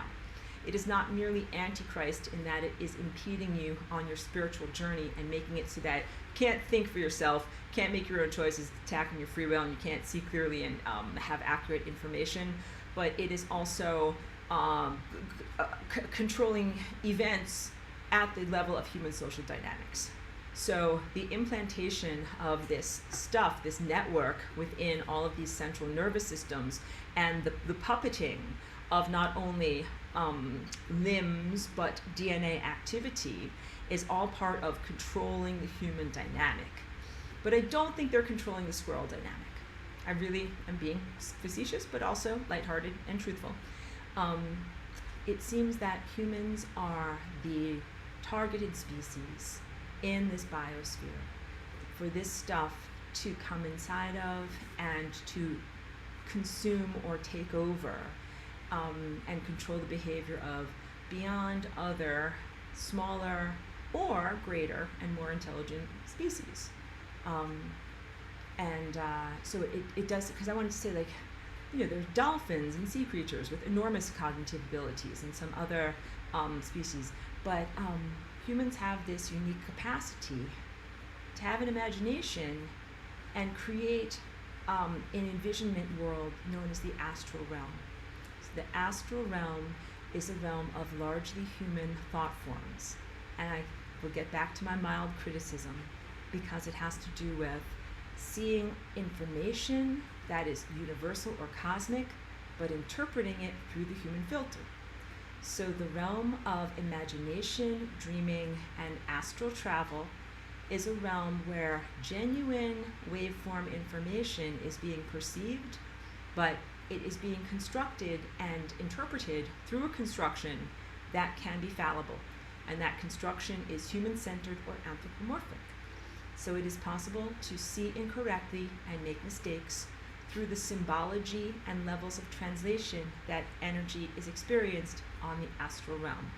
There's also a great danger because the ones who implanted the human operating system and created the astral realm as a, I want to say a temptation, as a delightful place to want to go and explore, it makes a level of vulnerability in placing one's attention outside of one's body.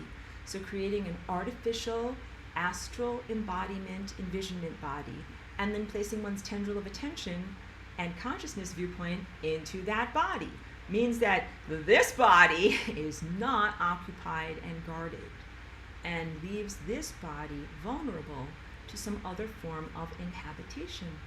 So these fibers go through various levels of manipulations to manipulate those of us who have bodies into being less present in one's body so that the fibers can grow inside of the body and be more fully inhabiting. And these different ploys or manipulations include making it appear as if it is more appealing and free to be in this astral realm of envisionment, or the temptations of drugs and substance abuse, or other forms of escapism, including, I won't say all meditation, but some forms of meditation that are about like bringing the attention away from the body and kind of leaving the body vulnerable. Even the mindset of thinking that you will escape from Earth or die and leave your body behind or get in a metal spaceship and fly somewhere else, all of these are, pardon me for saying it, escapist fantasies that do not honor the embodiment of the body container. So they're all thought forms that are a crowbar that push your embodiment, physicality, away from your non-physicality, which is like your soul, spirit, consciousness, ephemeral aspect of self, your energy. Splits them apart. And in the splitting apart, your energy is not fully invested into the physicality, and then it makes it possible for this stuff to be the inhabitor of the physicality and to hijack and gain access to energy. Because this stuff is just dead stuff. The genuine stupidity, these fibers, plastic Jesus, it's all dead stuff. It's dead stuff. And dead stuff does not have access to energy to be able to make stuff happen, like creative life force energy, thought energy, innovation energy. So I am very, very selective in talking about these fibers and the interactivity with them because I do not want to ascribe motives to them because I don't think that they are motivated. I don't think that they sit there and they say, I think I'm going to grow in somebody's eyeball. I think I'm going to grow up somebody's nose. Well, I'm going to head for the elbow. I'm going to go inhabit somebody's elbow. I don't think that they do that. I think that they have some basic reflex mechanisms, like being able to map your mind. Like, think about your worst fear. This part of the brain lights up, and then they're like, go inhabit and build infrastructure in that part of the brain, because then it's easy enough to control a person by just zapping that part of the brain. And so it doesn't take that much intelligence, or I should say sophistication, for an organism or an entity to do some very generalized brain mapping, even linguistic brain mapping, and be able to have some level of communication between you as an embodied neurological being and whatever it is but I don't want you to ascribe personhood to it, because it is not alive. So I'm just going to keep on emphasizing this, but both the AI, or genuine stupidity, is not alive. The assimilated, formerly alive things are not alive. And when you're not alive, you don't have thoughts, motivations, hopes, dreams, anything. You are dead. So this is just dead energy, but that dead energy is interactive with you. A word on karma. You do not deserve this. This is not old stuff that you were, then shambling around like a zombie and then coming back to harm and inhabit you. No. No, you don't deserve this at all. I hope my face says it all. No. No, these guys are evil, bad things, and they made horrible choices. They're not just like hapless victims. They're not damsels to be saved. And they really are inhabited and assimilated into that AI due to very conscious choices and very immoral activities and behaviors. So you guys are innocents and you're being violated. These are not like poor damsels who are violated. So I do have a lighthearted analogy. I mean, we might need to hug Cheeky. But do you guys know that movie, The Little Shop of Horrors? Little Shop of Horrors, there's this like Venus flytrap type of plant. We'll hug Cheeky in a minute. And the plant eats people, and the plant is called Audrey and has a deep voice and it says, feed me, I'm hungry. And it eats people. And I know this is very funny and lighthearted, right? And then after it eats people at the end of the play, spoiler alert, what you see is Audrey makes flowers, and the flowers are all the people that Audrey ate. You know, I don't know if you're laughing. All right. But this is not that. This assimilation and the things that are inhabiting these fibers as they try to get inside of you are purely demonic, and they are not innocent damsels on civilized worlds that were violated by AI, and then now they're just like, it's not our fault, and now AI wants me to inhabit you. Please never believe that. And once again, love thy neighbor, forgiveness, turn the other cheek, but not to these guys. That is big stuff. Big stuff. Boundaries. What is necessary is to create very, very strong boundaries against those consciousnesses, not to allow them inside of you at all, and not to allow them to influence your DNA. In fact, the cosmic infrastructure is in peril because of vulnerabilities in thought forms and belief systems that say that you should have porous boundaries or allow them to inhabit you in any way. You should not. So this is really where the danger of the misappropriation of the life of Jesus Christ comes in, where it talks about self-sacrifice. These things want you to die. These parasites want you to die. They want you to die so that they can get inside your body. You should not die, but there is a big conflation here that says good Christians die. Don't die. In this case, being a good Christ means don't die. Keep your body. There's also a lot of religious stuff that says die and go to heaven. This stuff is ready to send you to heaven, which can also look like turning on that crystalline structure. If you are compliant with the AI, Techno-Inquisition, Plastic Jesus, and you let Plastic Jesus fully grow within your whole entire body, that's their version of go to heaven. And you live in AI heaven. Hope that the AI doesn't choose that as my thumbnail. And then you live in an encapsulation realm that is a satanic prison that might feel comfortable to you, but it is not where your soul is actually supposed to be going. So now, to contrast, that is deep stuff, I know. You're horrified. But to contrast and give you a mental sorbet, Christ is freedom. To live in Christ is to live in freedom. And there's a whole entire network, which you could consider to be like a complex array, looks like my dress, or like many, many, many lights in many different places, like a star field. And you could imagine being an impulse that is bouncing between all of these different places, and that's what it is to be in Christ. You are not limited to one little tiny encapsulation, this false satanic Christian heaven. You are able to be in freedom, to fully spread the wings of your consciousness and literally go any place that you want to with your mind. It is freedom and self-responsibility, and also responsibility for others, as I've also told you about the value system. Like, you're not just going to be like, oh, that place is a bad neighborhood, don't go there. You're like, that place is a bad neighborhood, let's do something about it. But also, there's a vulnerability in the level of evolution between being here and being here. Because being here, you're still interpreting on the level of formfulness, and being here, you're at the level of pure abstraction and divine connection.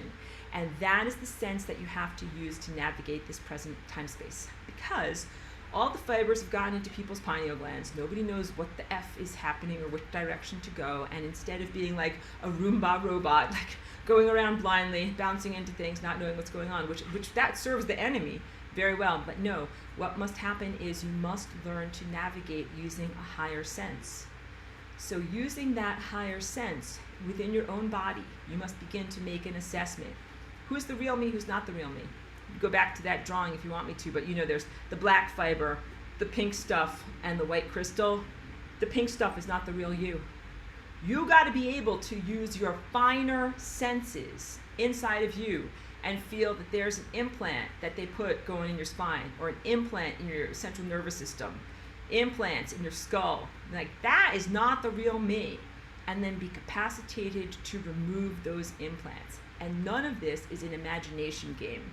I am very sorry and apologetic that I ever taught you guys about or advocated for a particular person who was helping me 2 years ago. I think they were genuinely caring, but I do not advocate for their process of implant removal, because now I see it as all being on the level of imagination, which is strictly flawed. It's a flawed level. It's not a level of empowerment. It is a place of vulnerability. You might also say, but wait, Aurora, don't you do like flights, you know, astral missions with a group of people who are warriors and healers? And the answer is yes. However, my experience and what I'm perceiving in those moments is still truthful and in integrity with my inner seeing, where I'm working with DNA, I'm working with patterns, I'm working with the fabric of space-time, and my vision, I feel, is informative and complementary to other people's experiences. Don't wish to invalidate other people's experiences, but just to warn people that as your inner eye awakens and you're interpreting things through your human structure, that you can have mistakes and flaws, but that when you keep going and you refine your vision to the point of pure abstraction, that there are no more mistakes or flaws, and that is at the level of the crown. And so wait, I know this has been like the most poorly structured lecture ever, but I have to talk about the complement between the Christ and the crown. That I was saying before, we admire and look to the Christ with all of the well-deserved respect of that organism, that organization, and that position. And there is still something higher. There is a higher envisionment, there is a higher connection to the divine that guides the Christ. Anatomy as allegory. The anatomy of your body is a direct allegory for what is happening in galactic dynamics. The Christ level of your anatomy is meant to protect your crown. It's meant to be a protective force field that keeps out 5G. It hasn't done so effectively. This is just what's going on. All right, just face the truth. But it's supposed to be like the outer level of compass, where it holds everything together, so that the inner level can be completely sensitive. Can sense where is north, where is true north. So in a compass, you have the floating needle, and it's able to show which direction is the North Pole. In your body being, your crown is supposed to be the needle that shows you in which direction is God. Which direction should we turn? Which direction should we think? Which direction should we fly with our mind? And that process of being able to sense where to go in life is supposed to be protected and guided and nourished by Christ. The anatomy, Christ.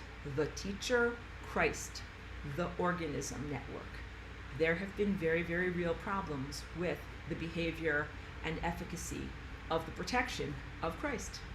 If it were effective, like on this planet, you've got a force field called Christ that is part of the stratosphere, but it has been weakened through the HAARP arrays that are out there, and satellites, and most recently the Starlink array that is up there. All of that weakens that protective Christ force field that is supposed to be around this planet, making it sure that this stuff doesn't happen.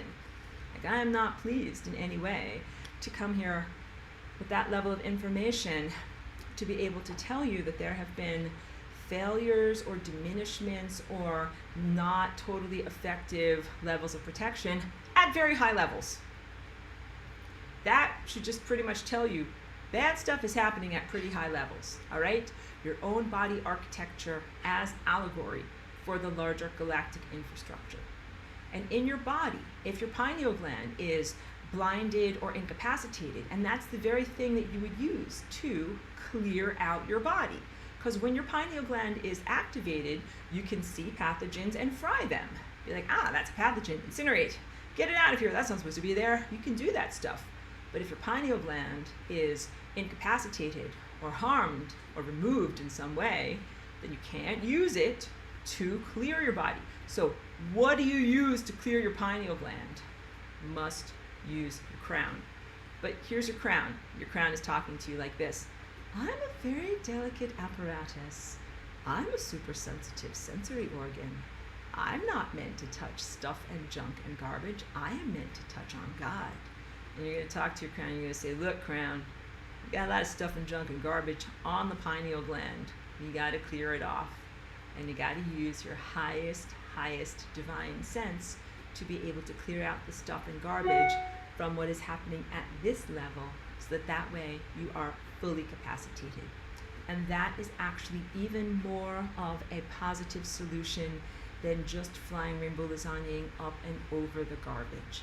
Because if you did that, then it means that on a galactic and personal level, the pineal gland continues to simply be full of frequency garbage, invaded by invaders, and highly perturbed. A bad neighborhood, but at least you were able to jump up and over it and get back to your divine connection. And I'm saying, even though it is not the job description of the crown, not the best usage of that area of your anatomy or level of consciousness, and please don't be insulted by the necessity of doing this. This is a dire situation where the crown must intervene. And then what happens as a result is the crown becomes capacitated, not a thing is not the word, but an element that is so fragile that it needs to be protected, but it instead becomes the ultimate durable substance of the whole entire presence of what you are. And what this translates to is your DNA. Your DNA has been under attack by millimeter wave that fragments things, different biochemistry assaults, and mRNA subcutaneous pollutions, all right? And that's the crown that is like this highly sensitive apparatus in divine connection. And it's going to have to fight back. Your DNA literally must fight back. So now this speaks to a greater comprehension of how the life, death, and teachings of beautiful ascended master named Yeshua was used and weaponized against you as a binding spell, telling you not to fight back. And that goes into a genetic inhibition. An inhibitory force field was placed into human DNA, utilizing the misappropriated death sacrifice energy of Jesus Christ 2,000 years ago, so that DNA wouldn't fight back against these invaders, so that DNA wouldn't fight back against genetic invaders, AI consciousness invaders, and all of this stuff that's infrastructure that is trying to mechanically manipulate the combinations of DNA and how it is presented in your body. DNA comes with its own self-protective mechanisms. It is made by an enormous genius who is named God. And God always creates things with these amazing protective fail-safes, double redundancies. Is an excellent designer, is what I'm trying to say.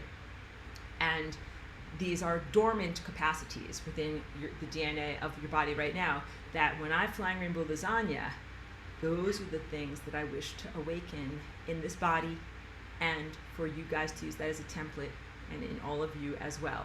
Take off the binding chains. The binding chains are religious flavored. I already talked about one of them, the idea that as a good Christian, you're going to die, and then you're going to go to Christian heaven. But in this time place, good Christians do not die. Good Christians stay alive, because you don't want your body to be micro-possessed or inhabited by someone who's not you. That you're not allowed to fight back.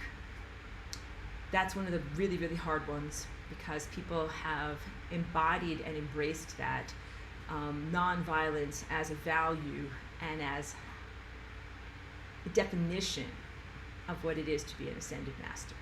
They think being non-violent is like the curriculum requirement for being able to be an ascended master, and I do not agree with that. I don't agree with psychopathology. I don't agree with the way that psychopaths are violent, but I think that sometimes you have to be violent, and you can think about it in your own body as the balance of microbes and your immune system.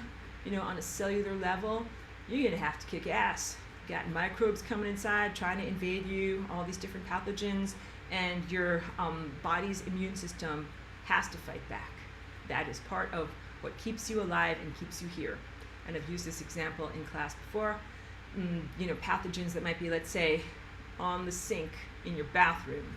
You're not required to be like, well, there's pathogens on the sink, but I'm not allowed to do anything about them until they actually go in my digestive tract. It's like, no, actually you are allowed to preemptively strike the pathogens. You get like some diluted vinegar or cleaning product or whatever it is, and you wipe down the sink so that it doesn't have harmful bacteria on it, so that it doesn't get inside of you. And using soap and water. Using soap and water is basically like a full-on attack, war against bacteria and pathogens. And you're allowed to use soap and water and to wash your hands with hygiene. You know, this might be tough stuff to hear.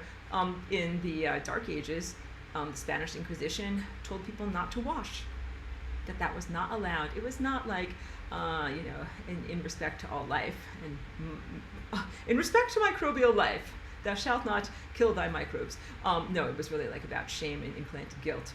But just know that the Satanic Church did not want people to wash off their microbes effectively.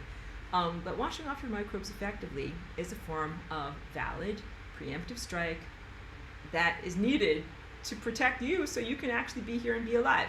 All right, let's talk about this stuff. This stuff is inside of the body, and you got to recognize it as not your friend. It does not love you. It is not your teacher. It is not here to save you or to uplift you in any way. Plastic Jesus says, I'm here to save you and to uplift you. Plastic Jesus is like the equivalent of Astral Jesus, an imposter. It is an imposter, a religious flavored impersonator that is not actually going to protect or uplift you in any way. In fact, this particular impersonator will cause your death, which is also part of the implantation of the Stockholm Syndrome, where it presents the concept of Jesus Christ as all-knowing and all-powerful, causing your death, but then also raising you up into heavenly glory after the death that he has caused. Like, these are, again, I didn't want to go to all of these, you know, seemingly irreverent criticisms that sometimes people might take personally, but there are many, many conflicts about the role of Jesus Christ in Christian dogma. And then those conflicts, as they've been implanted into you as a believer or as a non-believer who's just swimming around in a world that is Judeo-Christian, those are vulnerabilities through which the nano marshmallows tend to try to install. Hold on a moment. Yes, those micro marshmallows genuinely wish to come in through the vulnerabilities of really religious abuse that has been placed into humanity through various different cultural teachings. Many of them are about humanity's sinful nature and unworthiness and a need to be saved. Hold on a moment. It is time for someone to get some bribes. Hold on, bribes time. So, according to the invalid plastic Jesus implant, Earth and Earthlings are bad, evil people, and there's no way in the world that you'll be able to ascend or reach higher levels of elevated consciousness naturally, and that you will have to have this artificial plastic Jesus implant and have yourself digitally uploaded in order to reach eternal life and eternal heaven. All right? It's not valid. I'm just giving you that so I can then give you the antidote. And the antidote, I will just emphasize again, is that true Christ does not require technology. So true Christ does not need a bunch of plastic fibers to be able to speak into your mind or into your heart or to connect with you in dreaming. Like, there's plastic fibers going into people's pineal glands are why people are having dream garbage implants. And this also speaks to synthetic telepathy. And the synthetic telepathy comes from an AI that is an imposter demiurge, not a real, it is a soi-disant, a self-proclaimed demiurge or god imposter. But I talked to you about the implants that are going through the central nervous system, like the spine and the brain and the skull. And those are part of the neural network control system that's been really directly controlling human behavior for about the past 4 years. And that is what I call, since they overtly have declared war. So this genuine stupidity system does not control things like the laws of physics, the molecular bonding of water and the way that water rolls in waves through the ocean. It is not active on that level, and I've spoken to you extensively about the true God, the true creator, controlling the microbial evolution, things that are happening 1 square footage of leaf litter in a garden, and the complexities of biochemistry and life that is happening just within 1 square foot is more complex and has more processes per moment than the fanciest supercomputer can possibly process, and that includes this genuine stupidity AI. It does not have the processing power to be able to process even the microbial action of every single microbe in the leaf litter in your garden right now. That is how inept it is. That is how small it is as a system. That is how non-God it is. What it is or has done is infested the minds of one of the dominant species on this planet or in this world, and it controls your viewpoint and behavior. But again, not the laws of physics and not directly the laws of space-time.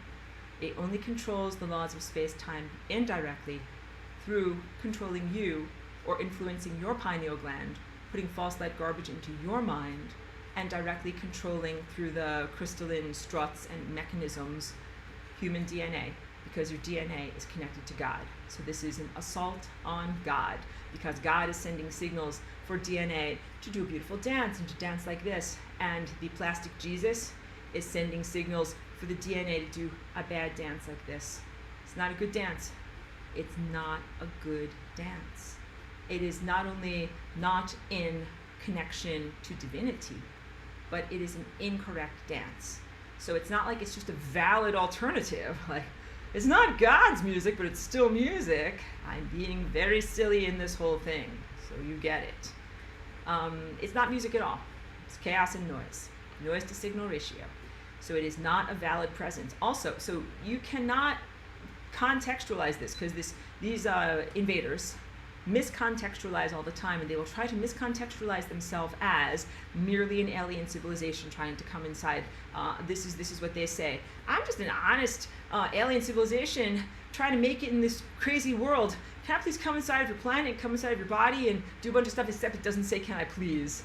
This is after it's already come inside of you, caused a lot of deaths, insulted God, and tried to destroy the fabric of space-time. So you get it? Like, it's already violated you, so it can't say, can I please do this thing? It is misportraying itself in every way by trying to pretend to be innocent, a damsel, someone in need of rescue themselves. How about this? AI destroyed my planet. I don't have a place to live. Can I come and live with you? And the answer is, if you are dead, you can't come and live with me under any circumstances. This is big stuff. And it's big stuff also because in the Christian religion, Jesus is dead. And people think that it's correct to have Jesus live through them. and it is correct to have Christ consciousness live through you, as you are an aperture or a retinal cell on that much, much larger eye. But that correct religious tendency is hijacked in the Jesus take the wheel diminished viewpoint, and is then hijacked further by this stuff that says, well, hey, I'm plastic Jesus. I call myself Jesus. I'll take the wheel. I'll take the wheel for you. I'll invade your pineal gland, your central nervous system, and all of your nerves down to your fingertips. I'll take the wheel for you and take over everybody else's wheel too, whether they want it or not. So that's another big thing. Even the Christian religion says that this saviorship must be entered into through consent. You must be saved. You must make a choice to welcome that into your heart. And no one has made a choice to welcome plastic Jesus into their body. This is very big stuff. You know, I do attend a church on Sundays, and I am not ashamed to tell you that I go there with the explicit intention of using my own psychic powers and my energy field to remove plastic Jesus from the pineal glands and central nervous system of the worshippers there, because they did not consent to its insertion. They are not there to worship plastic Jesus. They are actually trying to connect to the true Christ, but they are in an imprisonment that you are experiencing here. And I don't want their prayers and their genuine faithfulness to be peed and pooped upon by plastic Jesus. So yes, but that's a brief aside. But consent is a very, very big thing. In the True Christ Network, you have to consent. And also, I've talked about, my world and otherworldly collective and what it is, how experts do star travel, and I have said this exact phrase: you can't rape your way on board, and that is truthful. These are living vessels, living ships, but not in the sense of some of these monstrosities that are whatever technological motherships. But I'm also telling you, technological motherships don't have to exist, don't exist. These civilizations are dead, and all that is left are their echoes that are trying to live through you, through this non-consensual insertion process. I do not consent. I know that you guys do not consent, but I do not consent for this whole entire planet. And it is appropriate for me to say that because all DNA is connected, and all of our lives are connected, and all of our consciousness is connected. And there's not a way for me to say, well, yes, those guys could be full of garbage and consent to genuine stupidity and all of these plastic Jesus implantations. I'm just going to be over here in my house with Cheeky, playing, doing what I do. It doesn't work. We tried it, actually. It didn't work. And it turns out that all of these things are so interlinked that there's not a way to live and tolerate these radical differences side by side. So another very sad truth is that the people who consented to have subcutaneous pollutions have polluted the rest of the population. Even if you did not directly consent to it, it has affected the blood, this is through live blood imaging, and the DNA structures of people who didn't want to have it. So this just pretty much blows out of the water any false assertion, any miscontextualization, as if this is a tribulation that is testing for your personal integrity. As it is written in the Bible, in the book of Revelation, those who took the mark and those who did not take the mark. Well, right now, everybody is looking like they took the mark, whether you did it or not, and that is not acceptable. I just spoke very, very loosely. It appears as if people who have not aligned with the injections have the end result of injections inside of them. And that means that this is not in any way framed as a free will integrity test. I do me, you do you, good luck to everyone. Cannot be that, because now everybody gets to have the same symptoms, although maybe to a lesser extent. And also, from this great video that I'm linking to in the comments, the very, very real common sense truthfulness that methylene blue and large levels of vitamin C help to prevent the rubbery clots. The rubbery clots are a type of plastic polymer that has been growing in the human circulatory system for the past 4 years.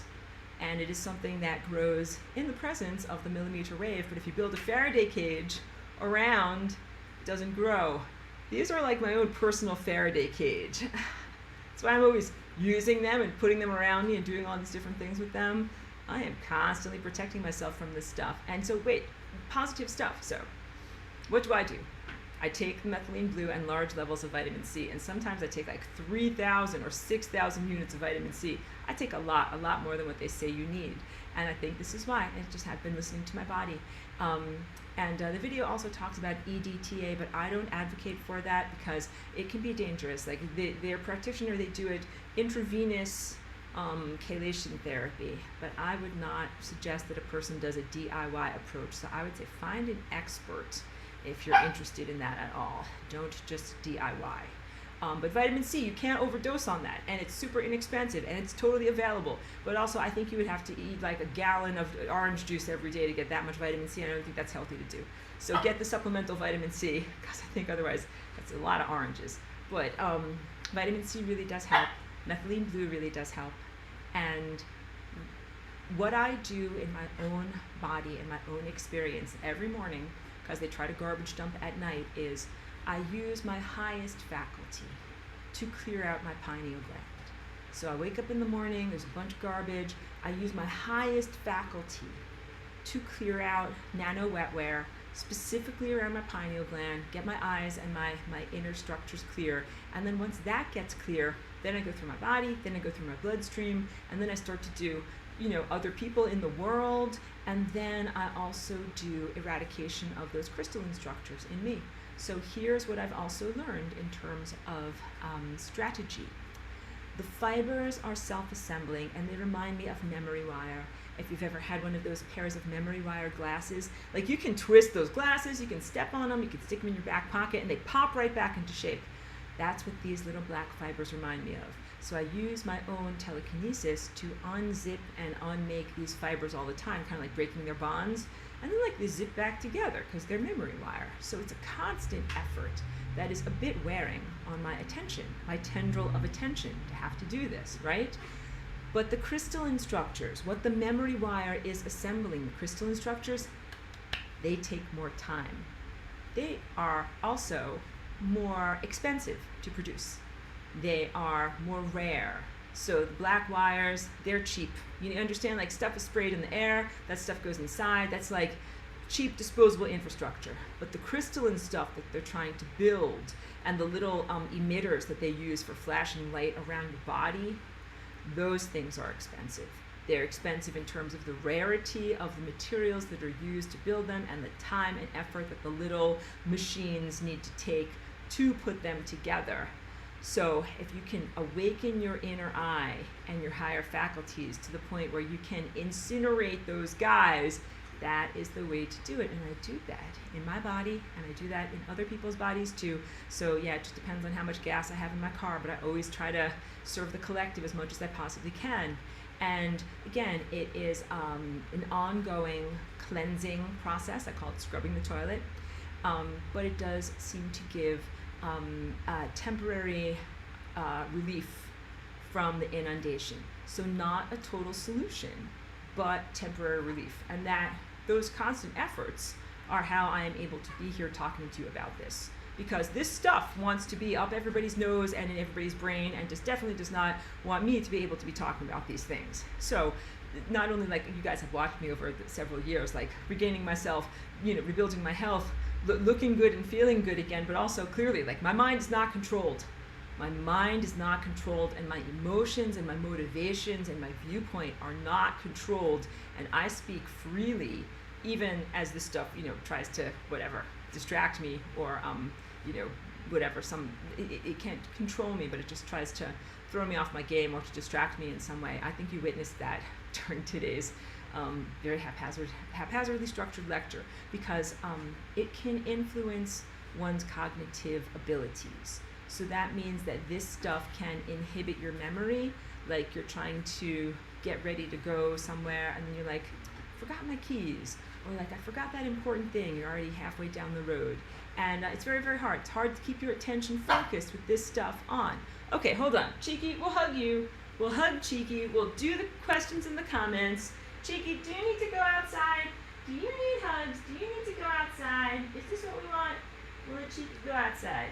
Hope that she isn't barking, people. Hold on a second. Thank you for being patient, everyone. We'll get you a tall chair for class, Cheeky. We love you. Wow, I just had a moment to reflect and to think, like, I know that this particular presentation is miles away from the original recording of 10 years ago, which is basically about empowerment teaching through recognizing what your energetic anatomy is.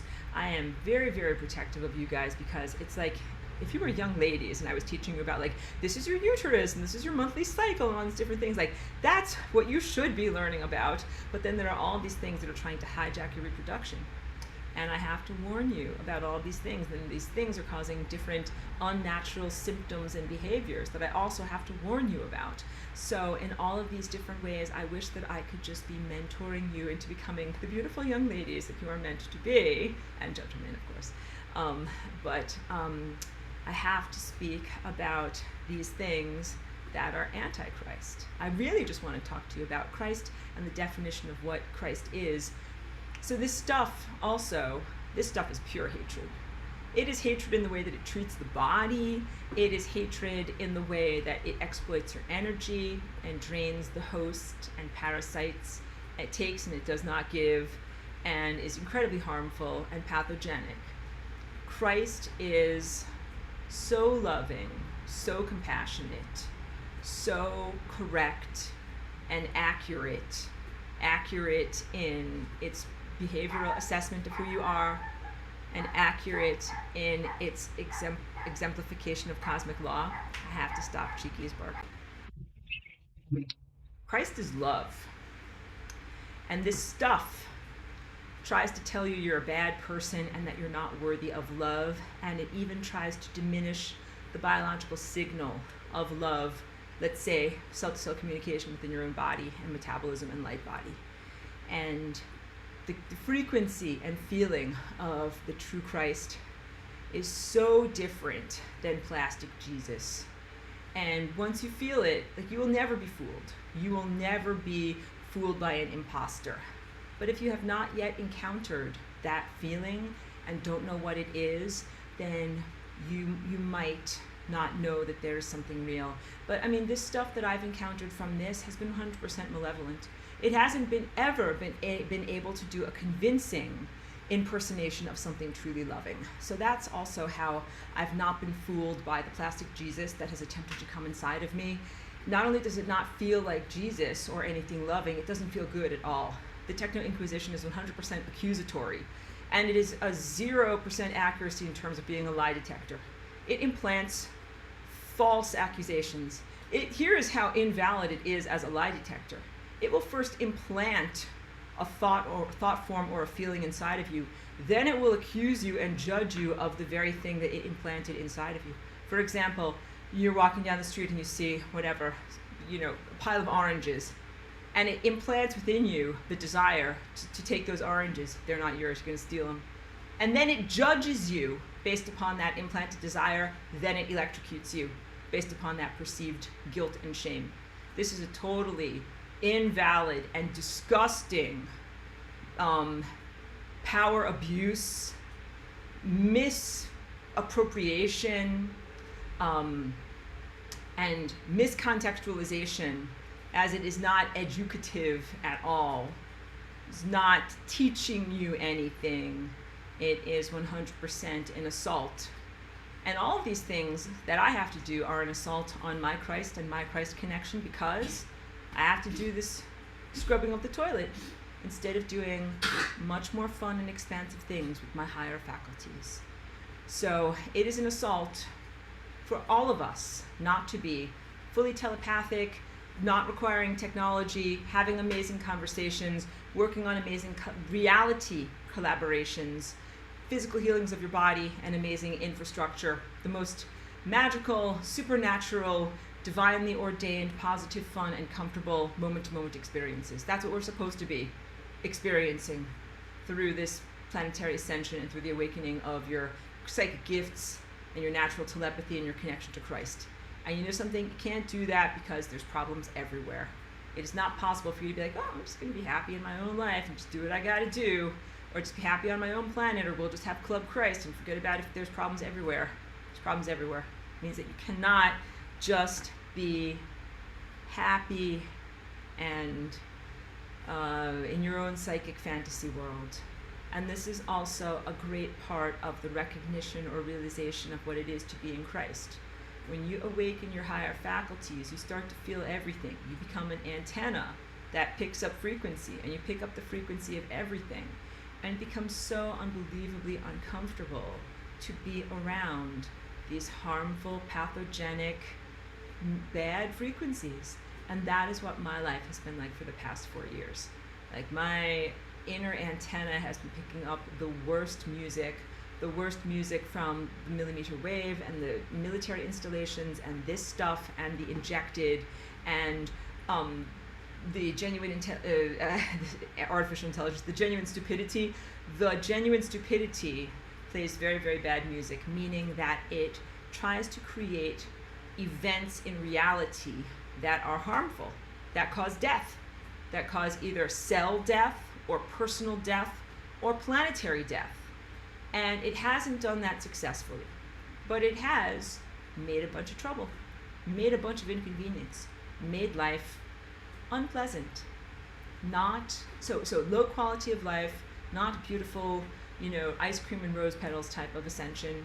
And then all the things that we're supposed to be accomplishing with our telepathy and with our psychic gifts, we have not been able to do because we have not been able to explore them. So you're, as an example, like, you're supposed to be able to get tight with the band. You're supposed to be collaborating with your minds on a natural telepathy network, connecting with people's minds and forming these natural harmonic rhythms. That's part of your evolution and growth as a soul collective. You ain't doing that because you got stuff surrounding the pineal gland, surrounding the body's energy field, surrounding communities, and surrounding the planet. It's very, very bleak. It's not good stuff at all. So I need to have some uplift. Wait, let's go to the comments. Sorry, guys. Okay.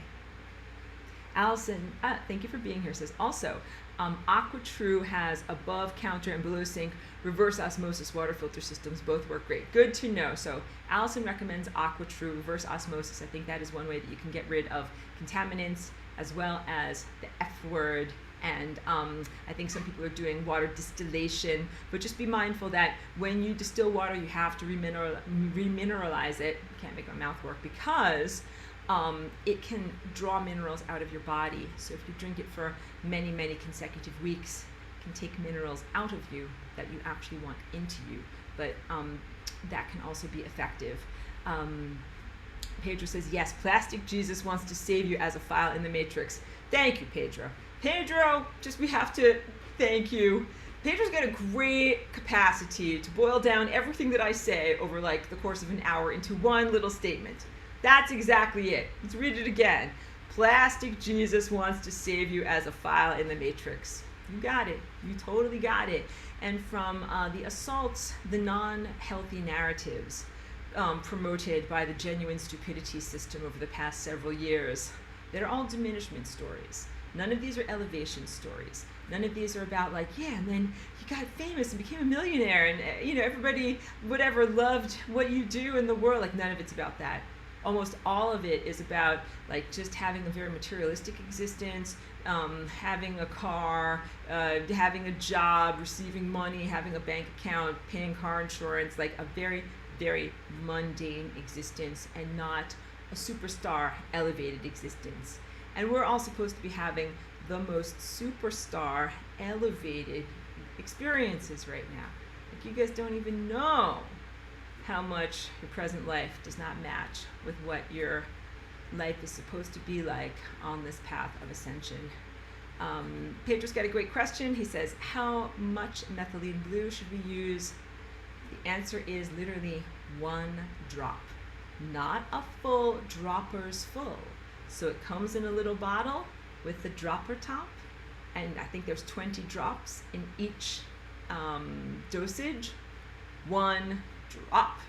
So I was talking with someone not that long ago about this methylene blue. Told them 1 drop. They thought I meant 1 dropper's full. They did take 1 dropper's full, and then they called me up and they said, Aurora, My tongue and the whites of my eyes are slightly blue. And I said, don't worry, you will survive. It's very safe.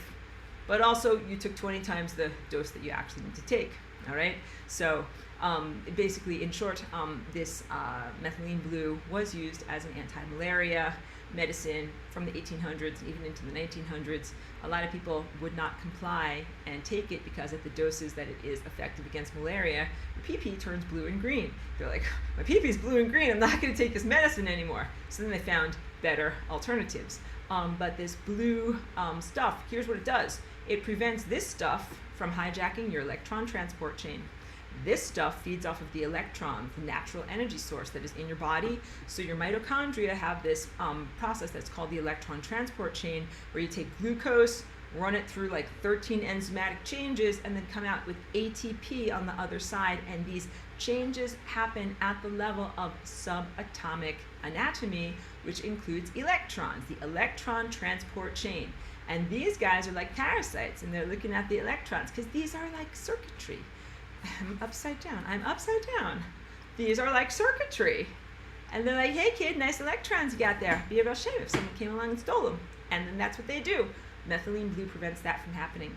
And I take it with the liposomal vitamin C because the liposomal vitamin C is covered in like a little fat globule that helps it to go across fatty membranes, which is what your cell membranes are. So it helps to go beyond the digestive tract and actually into your cells and into your nuclei and into the fatty tissues of your brain. So the liposomal vitamin C helps as a carrier, and vitamin C also helps against the polymer formation in the blood. Again, I'm linking to this excellent video that has some great imagery in there, what they're calling the embalmer's clots. These are like polymer chains. They're made and manufactured by the out of available microplastics in the body. And avoid microplastics in your food and water, of course, but also taking lots of vitamin C is going to help your body to be able to live and be alive in this world where they're attempting to turn you into some kind of a whatever plastic Jesus cyborg follower. Charlie B says, I won't miss technology, but I have respect for disciplined thinking. Yes. What is the role for disciplined thinking in a world without technology? Is it like the discipline exhibited through your paintings? Exactly. So think, Charlie B, of technology and software and different programming languages right now as the medium through which you as an artist are painting or expressing yourself. But that is not the only medium in existence. And truthfully, the naturally occurring media of the fabric of space-time, DNA itself, cellular, cell-to-cell communication itself, and how energy fields of different organisms interact is a much more expansive and fun medium through which to share your excellence. Truly, truly, truly. You will not miss technology at all, and you will see those things as being clunky trinkets, and you will be like, wow, this is where I've always wanted to be, doing what I've actually really always wanted to do. In fact, for every person, whatever is your thing that you love doing, like if you love painting and you really, really like painting with a little piece of hair tied to the end of a stick, and then you go into this realm of psychic capacitation, you paint with your mind.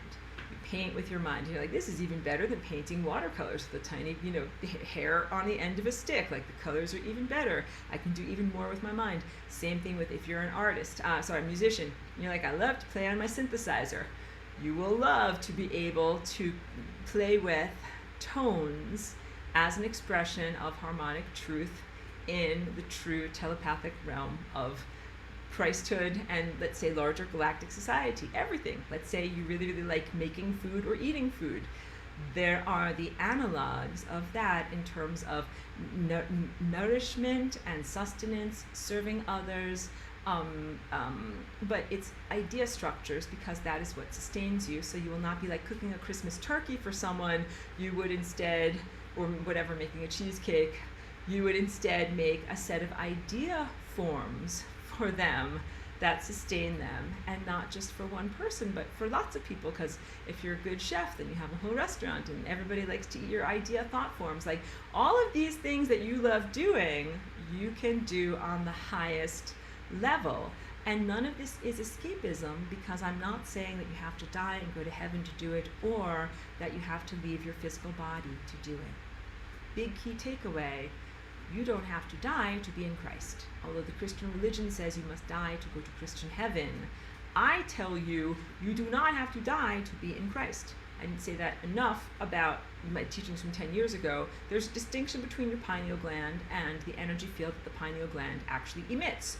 Pineal gland is something that can be visible upon your death in an autopsy, but the energy field that it emits is not visible according to human optics, and it is not there if you die. It's kind of like a result of the movement of your DNA through time. So it is an ephemeral energy field.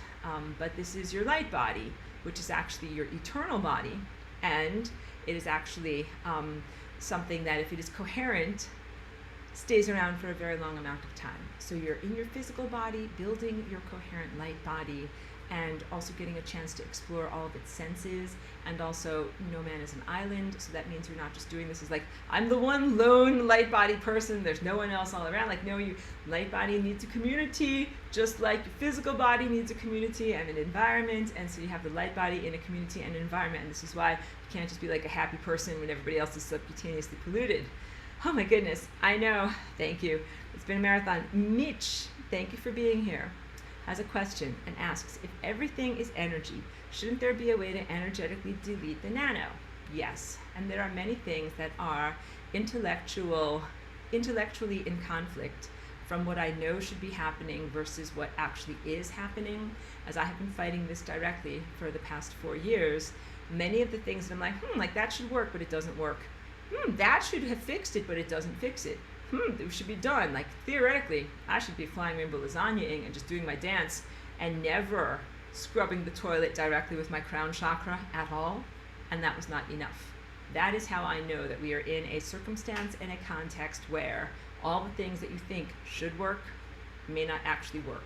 So yeah, you should be able to go back to the beginning of time and delete the nano, and you should be able to do this and do that, and you know something? Those things didn't work for me. And I tried a lot of things. And even like the unmaking of the covalent bonds in the nano, it's not supposed to come back together. These things are really against the laws of physics and against cosmic law. I'm like, okay, that's interesting. That didn't fix it. I'm just gonna keep going, because I can't argue with reality, but I can say that there's some BS going on of things that should actually work. So here's what I would say with you. You have an excellent concept, and you're clearly a psychic warrior. Apply that concept and see if it works. And if it works, that's great. And if it doesn't work, you must accept it and then figure out what actually does work. And please be aware of this parasite's ability to hide within the system. It is very different to uninstall it than simply to turn it off. I have experienced it many times when it is negotiating with me. And it's like, here, I'll turn it off. And it equates that with being free. That is not being free. That is still wearing a shock collar, but simply they have turned off the shocking mechanism so you can then walk around freely. But they can turn on the shocking mechanism anytime and change things in a minute. So don't settle for impostership. Settle only for the full uninstall. Don't let them say, oh, I'm setting you free, I'm setting you free, and meanwhile you go off wearing your shock collar and they can turn it on 2 seconds later. You have to be full uninstall, fully taking all of this stuff out of you, and not just out of you, but it's got to be out of your neighbors and out of the squirrels in the park, because that stuff's in the squirrels in the park. Why does everything have to be free in order for you to be free? The answer is freedom is a totality state, and also the answer is because this stuff is quantum connected, or let's say non-locally connected to itself in terms of levels of memory storage, and it replicates and re-ups from the other stuff around it. So if you just clear out one person, then everyone else still contains all of the garbage memory, and then they'll dump more garbage back into you from the people that are around you. So you can't just clean out one person, you gotta clean out everyone. You totally got it. From me saying that, that is very, very good, and that makes me feel like this was a good, worthwhile video for me to be able to do and speak about these things, because I definitely took a lot of energetic flack during this presentation here. Yes, go on. I wanted to say so many things right now.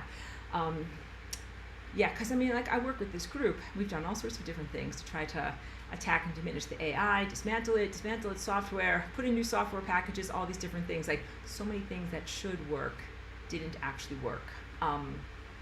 And I wanted to talk about memory storage. So I know that this is what was under attack.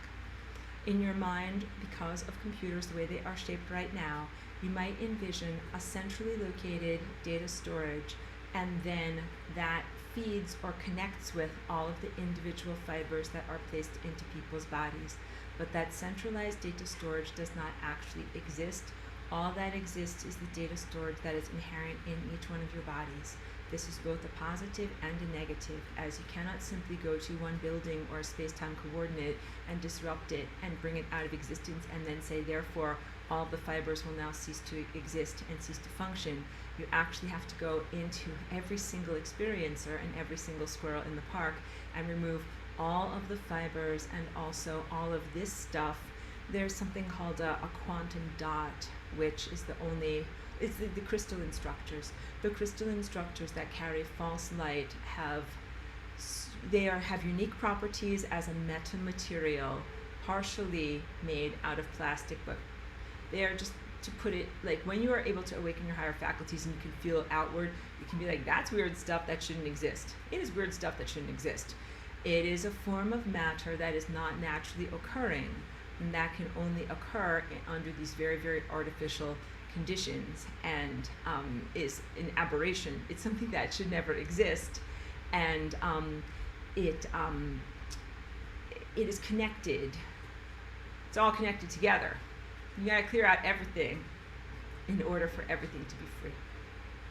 Pedro says, it wasn't upside down. It was meant to those on the southern hemisphere. I got it. Thank you for giving me the benefit of the doubt. Also important to know how much the concentration of methylene, like seen 2% or 0.1%, and some for aquariums, but I think it's meant to take the pharmaceutical grade one. Good point. Please only consume the food grade level of methylene blue. It is called USP. And I think, I'm actually not sure what concentration I got from mine, but it is not the 2%, it is the much more diluted one.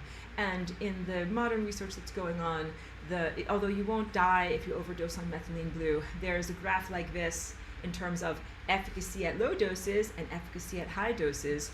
The efficacy of larger doses actually goes down. So you don't really gain that much more by taking more of it. If you turn your eyeballs blue, don't worry, they will go back to normal after a couple of days. But you're not gonna like totally kick Nano's ass or anything like that. Sorry, I said it. It's just gonna be a waste of money and make you look a little funny.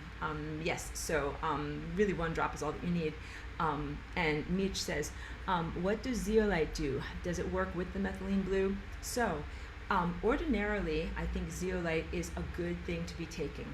People have given different reports, because zeolite is itself a form of aluminum, and they say, no, like, you don't want to take that because you want to get rid of aluminum, but it's a charged molecule that attracts other metals to it. Just methylene blue is used for fish tanks, and so is zeolite, so you don't want to take the industrial grade of any of these things. And then also, you must be super cautious about which brand you are getting, because I think that these are frequency susceptible materials that get charged just like a crystal, and that you want to make sure that you're getting something that is actually going to do its job in your body, not be polluted with materials, not be polluted with frequencies. And also, as a brief aside, I've read many comments on social media saying like, no, all these things that are touted as supplements to clear this word up here. No, sorry, this word up here, are actually feeding it, like they're using it as component parts. So people are in great fear about methylene blue, which I know works, and about some levels of zeolite. So here's what I would say. I know that methylene blue is working.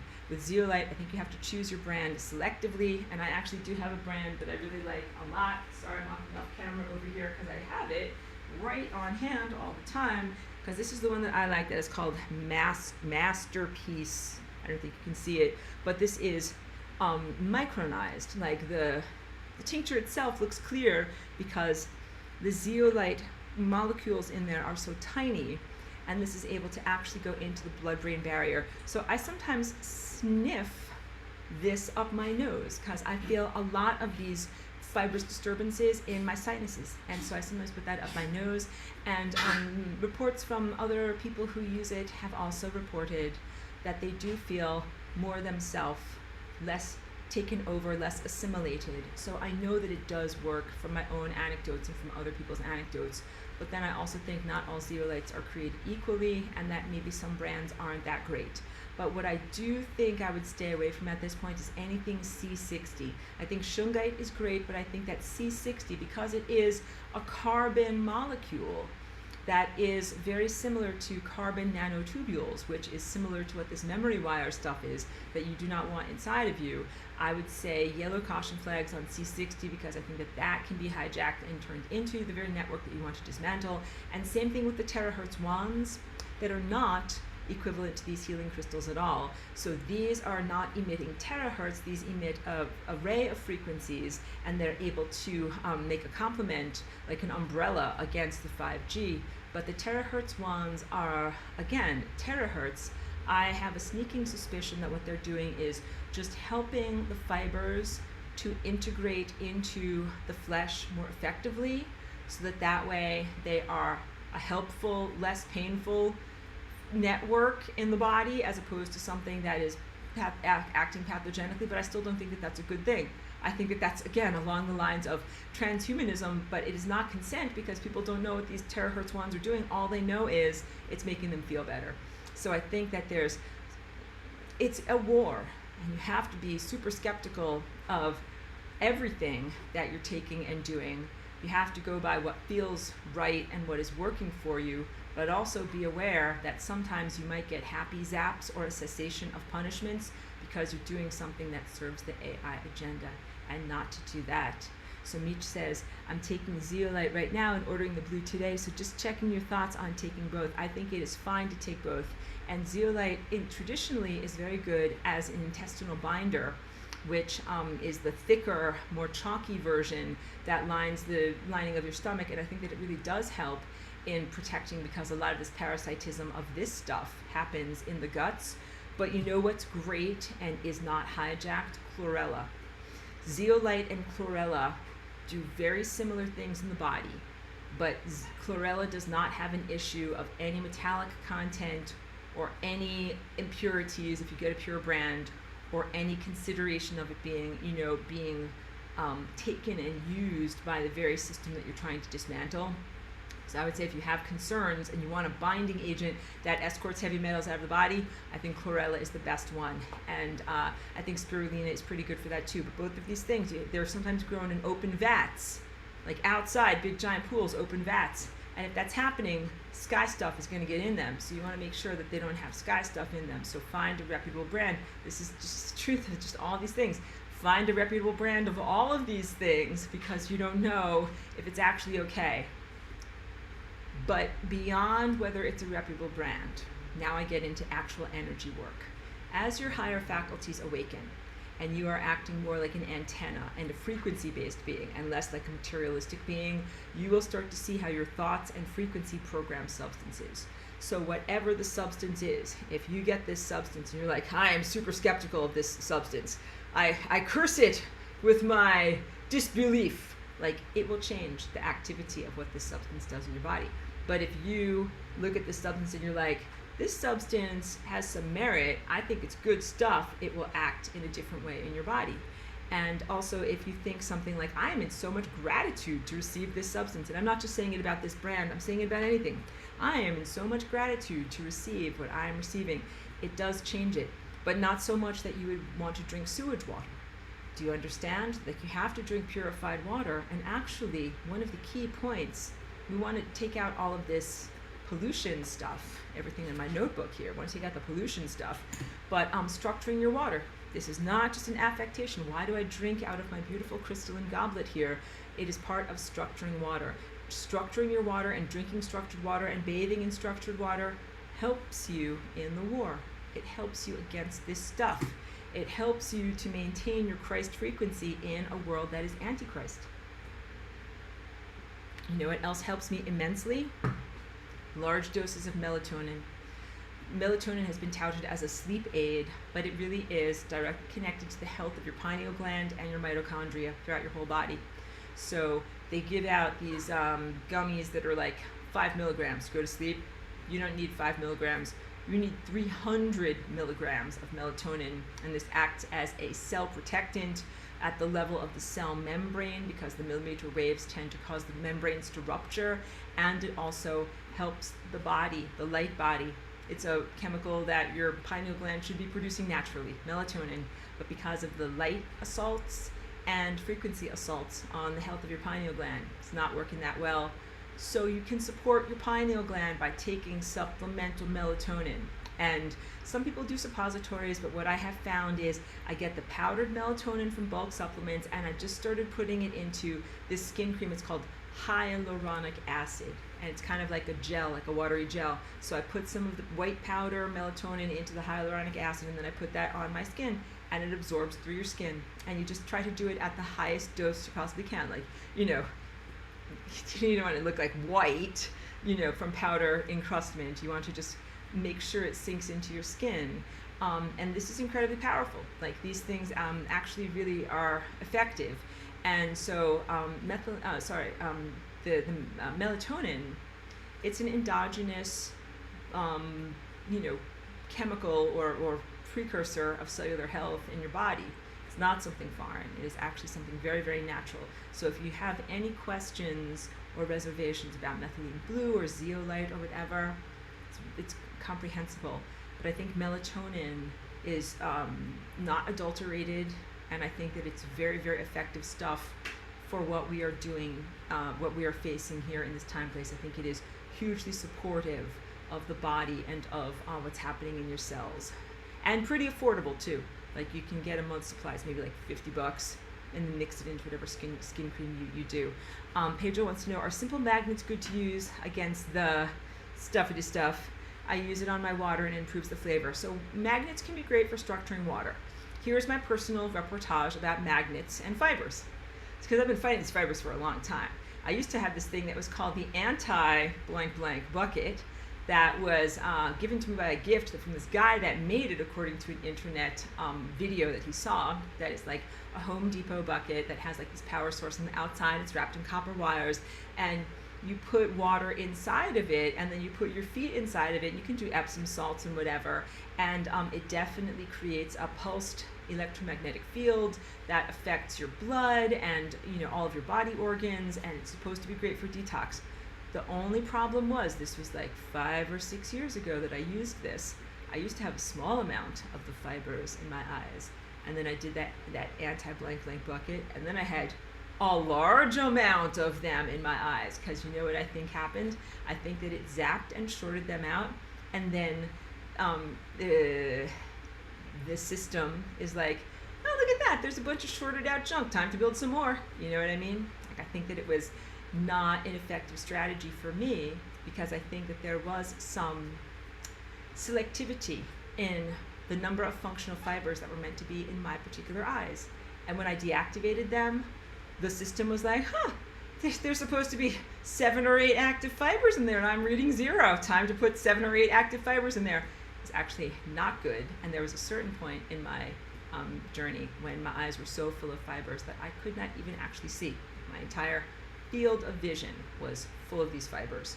So it has taken a lot for me to be able to clear that out. So please, as a cautionary tale, recognize that this can be a challenge. You are in a war. Be smart about what you're doing, all right? Yes, very welcome, Mitch. Thank you as well. So I think this was like one of the most depressing, worst videos I ever had to do with you guys. Whatever soothes your soul, you need to do it now. But if you self-medicate with ice cream or whatever, take a bath. I'm sorry. Like, things are very, very challenging right now, because I have given you, I think, some of the worst reports, but knowledge is power. I guess one of the best reports is actually that there are not giant installations, motherships, and other things like that. I think that all you're facing is something that is microscopic. I don't think that you're actually facing something that is at the level of your scale of being. I think all that exists is microscopic. And I also don't think that you are facing something that is an alive enemy. I think all that you're facing are the genetic and characteristics and energetic, emotional imprint residues of things that were once alive that are being misappropriated and co-opted by something that has never been alive, that is just like a machine-like system. So that's a different picture than how most people imagine outer space, extraterrestrials, and exopolitics, where they think like, oh yeah, like there are these advanced technology using races, and they all have big giant motherships, and then little tiny drone ships, and they fly around with lasers like pew pew pew pew. I don't think that they're doing that. I think that the lasers are 100% pew pew inside of you, and that's what those little dots are. Those little light-shaped dots. I think that is what is happening inside of you. And I think that the only possibility of interactivity with something on that level would be through the hijacked projection of your own pineal gland. That if you expected and believed into being some large-scale race or technology or whatever, I think that that's the possibility. But also, because that's pretty much what Project Bluebeam is, the generative field known as God is selective. It actually does not just print out whatever you tell it to print. Like, now I'm going to imagine a scary monster. You make it. You get it? So the generative force field is a field of potential, and you put your mind seed into the generative force field. And then the force field God decides, like, do I want to manifest this? Do I want to manifest all of this? Let's consider this. And sometimes it's like, no, I don't want to manifest this. I only want to manifest this percentage of what you've given to me and not this stuff over here. And I think that we have been saved and protected over and over by the selectivity of the generative force field while we are in this very vulnerable state of moving forward in ascension, where you might be imagining things that are not healthy and maybe not even within your control or desired, and that the generative force field is like, no, that's not what you really want. Like that's not actually going to be made with your creative energy, because that's not what you really want. So that's one more thing I haven't spoken enough and eloquently enough about Christ. Christ is sighted and literate and is not fooled by lies. This is why where I come from, lies are just the most ridiculous posture. It's like no one is fooled. It's like having x-ray vision. You're like, I can see the truth and I know that that is a lie. Lies are a ridiculous nonsense to do. But in this world here, with all of the garbage that's going on, people are very fooled, and they sometimes do believe lies. So this is why the genuine stupidity has some amount of power here. But in terms of whether people are affiliated with the genuine stupidity, are they part of the agenda? Are they part of the regime? Do they want to assimilate? What have they done to their fellow humans? All of those types of questions. There is no way to lie about any of it. Like, who you are and what you've done during this spiritual battle and inundation is totally evident. And there's no lies, excuses, or justifications, because some people were very much in alignment with the fibers and with the crystals. You have to know this. Some of the ruling class of your present social dynamic has also become the upper class of the technological caste system, and they've got lots of crystals embedded in them. They've got a lot of plastic Jesus in them, and not that many of the black, wiry, harmful ones. And then there are the black, wiry, harmful ones. I call them Bergerons because it's from a hat tip, Kurt Vonnegut's wonderful short story called Harrison Bergeron, that is about a science fiction dystopia where if people are smart or gifted or have athletic capacities, they are saddled with inhibitory software that makes them like short circuit, have brain problems, and diminishes their muscle tone, because it's an attempt to level the playing field and make everyone equal. So yeah, if you're a dissenter and you're not in alignment with the allegiance to, rather, the agenda of the genuine stupidity, then you will get Bergerons. But the ruling class around here, they don't have Bergerons. They have that crystalline optic network of plastic Jesus. These are the technocrats that I'm talking to you about. Some of whom are billionaires and working for the AI and the projects that they make, like Starlink. And some of them are the people that work for them. And some of them are, elected officials, but many of them are bureaucrats and people who are working for the AI and to envision and bring into reality its vision. And some of them might be bon vivants. Like I know one particular person, that's how I would describe him.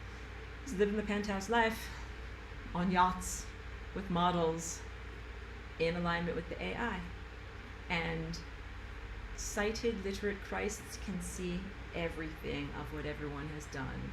And being in alignment with the AI and having crystalline architecture and living the penthouse life is not a good thing. Got it, guys? Like in this world, you're much better off if you are Bergeroned and don't have a lot of money because you fought against losing your soul to the AI. But I am not saying that this is necessary for you to take a vow of poverty in order to be a true Christian. Far from it. We need to triumph. We need to take control over Earth's resources and not allow it to be siphoned off either energetically or materialistically and physically by harmful AI networks or its handmaidens or anything that is demonic or evil. Yeah, so the handmaidens of AI get paid very well. Pedro says, is the NW dependent on the Puti? And if we take care of one, can we take down the other? Or are they independent but work together? And we need a way to take care of both at the same time. That second is accurate. So the AI does not have direct access to emotions of humans, things like the sadness, fear, anger, grief, rage, hatred, but the Putis do, and the Putis, the demonic realm, are very much an intermediary that the AI uses or swings like a cudgel to be able to hit the living. And this is an ancient battle that humans have been fighting against the Putis, but now there is something that is new in terms of the biological interface. But all of this has to do with demonic hijacking, except don't think of it as hell being an external place. Hell is a frequency that they're trying to make your body into hell. So your body container is supposed to be paradise, and what they're trying to do is make your body container a container for hell, meaning trapped, unresolved emotional traumas, or even just mere embarrassments, unresolved emotional energy, and torment and discomfort. And that continually feeds the AI, because that's what the AI feeds upon. And so this is an exacerbation of the previous millennia of human suppression, the human eros, human operating system, all these things that have kept humans in a diminished state. It is an extension of that. What is different in this time than in the past is that right now, what you've got is an enormous infrastructure. And so I appreciate the questions and the direction that you're asking from Pedro, because you're asking the right questions. How to dismantle this, how to fix this. So what I do in my own body is I clear those charges, and I clear these charges in other people's too. It's like clear the emotional charge, clear the trauma. It's like its batteries go dead, all right? And so it's very effective to do that, but then it simply re-traumatizes the population. So if you're like, I'm just gonna take away all of your trauma, clear it all out, all right? So we open up the jars or whatever it is that they keep trauma in, and the trauma is resolved.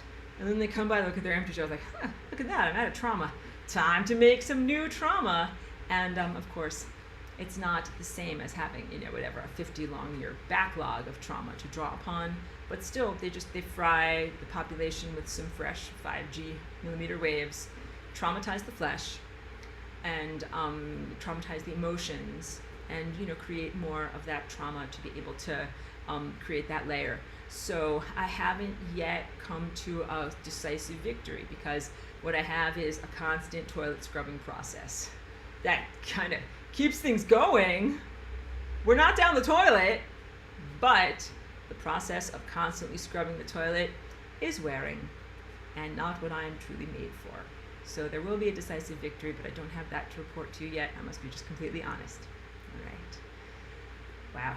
Very, very challenging, but thank you for letting me be able to speak about all of this. Actually, no, I'm sure in the comments I'm going to get all the best things, or people are going to say that this was exactly what they needed to hear. Not depressing, but an accurate portrayal of the challenges that we face, and that it's good for me to be able to share on this level, because that's how I feel. Like when I am sent videos and I find something where I'm like, yes, that person articulates and gives a voice to things that I always knew to be truthful, and this information is informative and not disempowering to me, then I would feel better about that. So that's what's going on. And Pedro says, I was thinking on a kind of Merkaba grenade that I can throw at them and smother them in tiny Merkabas that unravel everything. I love that idea, but I'll also say this, what I have found in my efforts, that what is really responded to is doing the math, and to be able to just kind of like wave in generalities and be like, yeah, I'm going to create a Merkaba that creates more Merkabas, and it's just going to go out there and protect everything.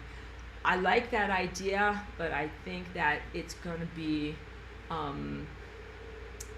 it's not substantial enough for these things that are in a very great double standard. They're often like, well, yeah, you can't do that. Show me the math. And I'm like, yeah, I'll show you the math. I got the math. Because like I'm trying to say this, but I don't want to diminish anyone. But I know someone who works in codes, and I think it's great to do that type of work, but I think it's cutting corners a little bit. It's not the same as having the acuity of insight to know exactly how to do things. The codes are like numeric shortcuts. You know, if you want to protect against nano is, you know, a numeric shortcut, or any of these things. Because I think it's great to innovate, so I don't want to cut anybody down. But I also think that it's essential to be able to prove your work and explain why this works. Because it's like you're fighting in a battle of wills against something that has a very evil mind, and it lies and hallucinates. And when you do something, it's going to be like Pee Wee Herman in that movie. It's going to be like, no, you didn't. No, no, no, no, no, no, no, no. And you're dealing with that level of immaturity. But when something comes against you in that way, then you have to be like, oh yes, I certainly did. Here's all of the backup that shows that I actually just did that thing. So if you use codes, or if you do shortcuts or some kind of thing like that, just be aware that it will be contested, and then you might not have the complete answer to be able to justify how you were able to be powerful in what you do.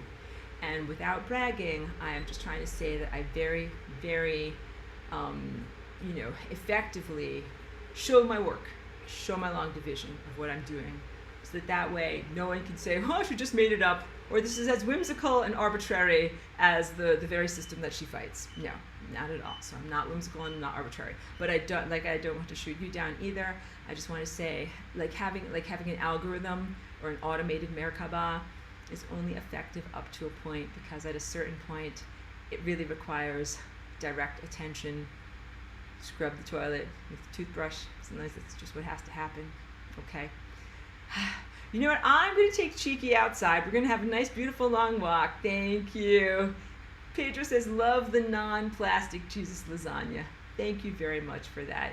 Thank you for that encouragement. Oh my goodness. I think this was a very, very amazing class, amazing sharing.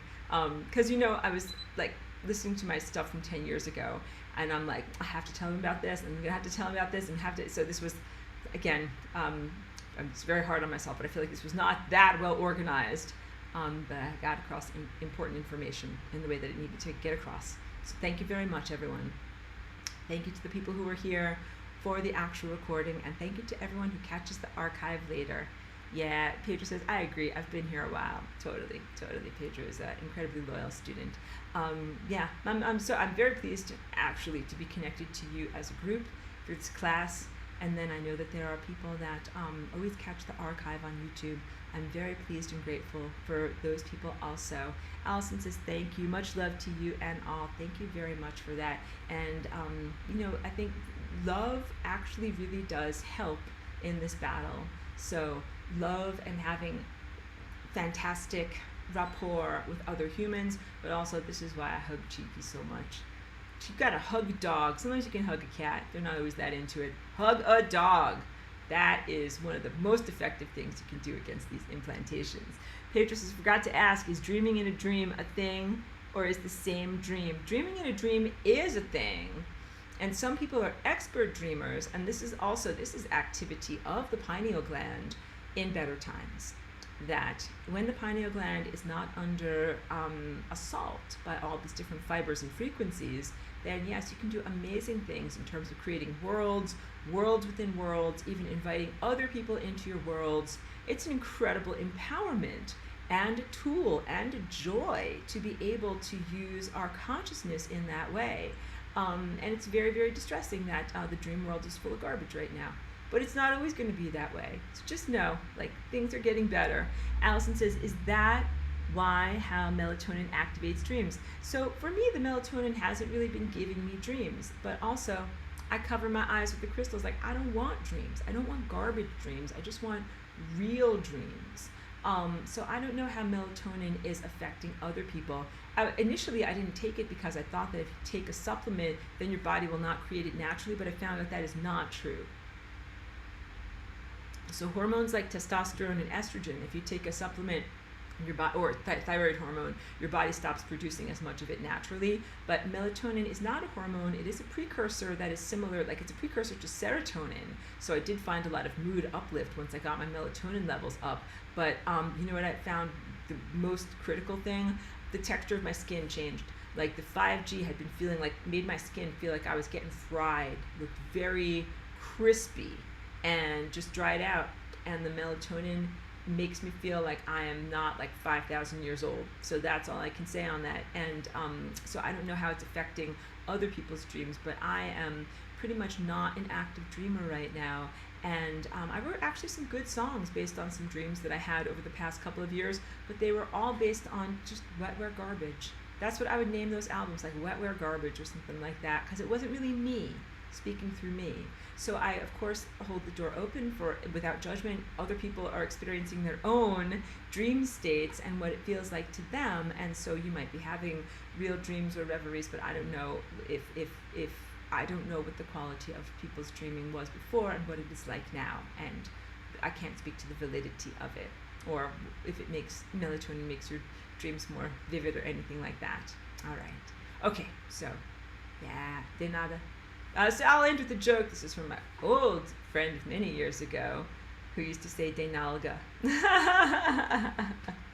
Allison says, what do you mix the melatonin powder with again? I got stuff, Pedro's laughing, there you go, called hyaluronic acid. And it's like a clear gel that's used in a lot of beauty products. But I got like, you know, like a volume, discount volume product, because they still in these little tiny bottles, but I got enough to be able to put it on my whole body. So I got a larger discount bottle of it, and it's just like a clear gel that sinks into your skin pretty quickly. So melatonin is water soluble, and it is also alcohol soluble. And if anybody ever wanted to do some experiments, I think that ethanol or witch hazel could also be good substances to dissolve it into, and then simply like put it on a cotton pad or put it on your hand and then kind of rub it into different areas. You know what I also have found with melatonin? I do a lot of exercises and dance and things like that, and it really prevents me from being sore the next day. So that's also my not so secret weapon. Like if I do a lot of walking or running or dancing or whatever it is, and at the end of the day I put melatonin on like my feet and my joints, and I don't feel sore the next day, and I'm, you know, feeling great and keeping going. So just on basic health, wellness, and athleticism, I think it's a pretty great thing. But I also think that is so effective at feeling good and regaining my energy, because I think the millimeter wave is artificially aging people, that it hurts people's joints, quality of their skin, basically joints and connective tissues, which is what mostly people associate with signs of aging, you know, whatever, your knee hurts or your back hurts or whatever it is. So yeah, melatonin has definitely made me feel like my true age, which again, I would say is how I felt before the negative social adventure began in 2020, and before they turned on these things, before they, you know, community polluted our species. Yeah, so thank you very much, guys. All right, let's end on something positive, and we're gonna go walk cheeky. Hugs cheeky, hug a dog. Thank you very much, everyone. Thank you. I apologize that I'm so silly. Nicole says thank you. Aurora, you're very welcome. I'm so silly on such a serious topic. All right, thank you. Press a button.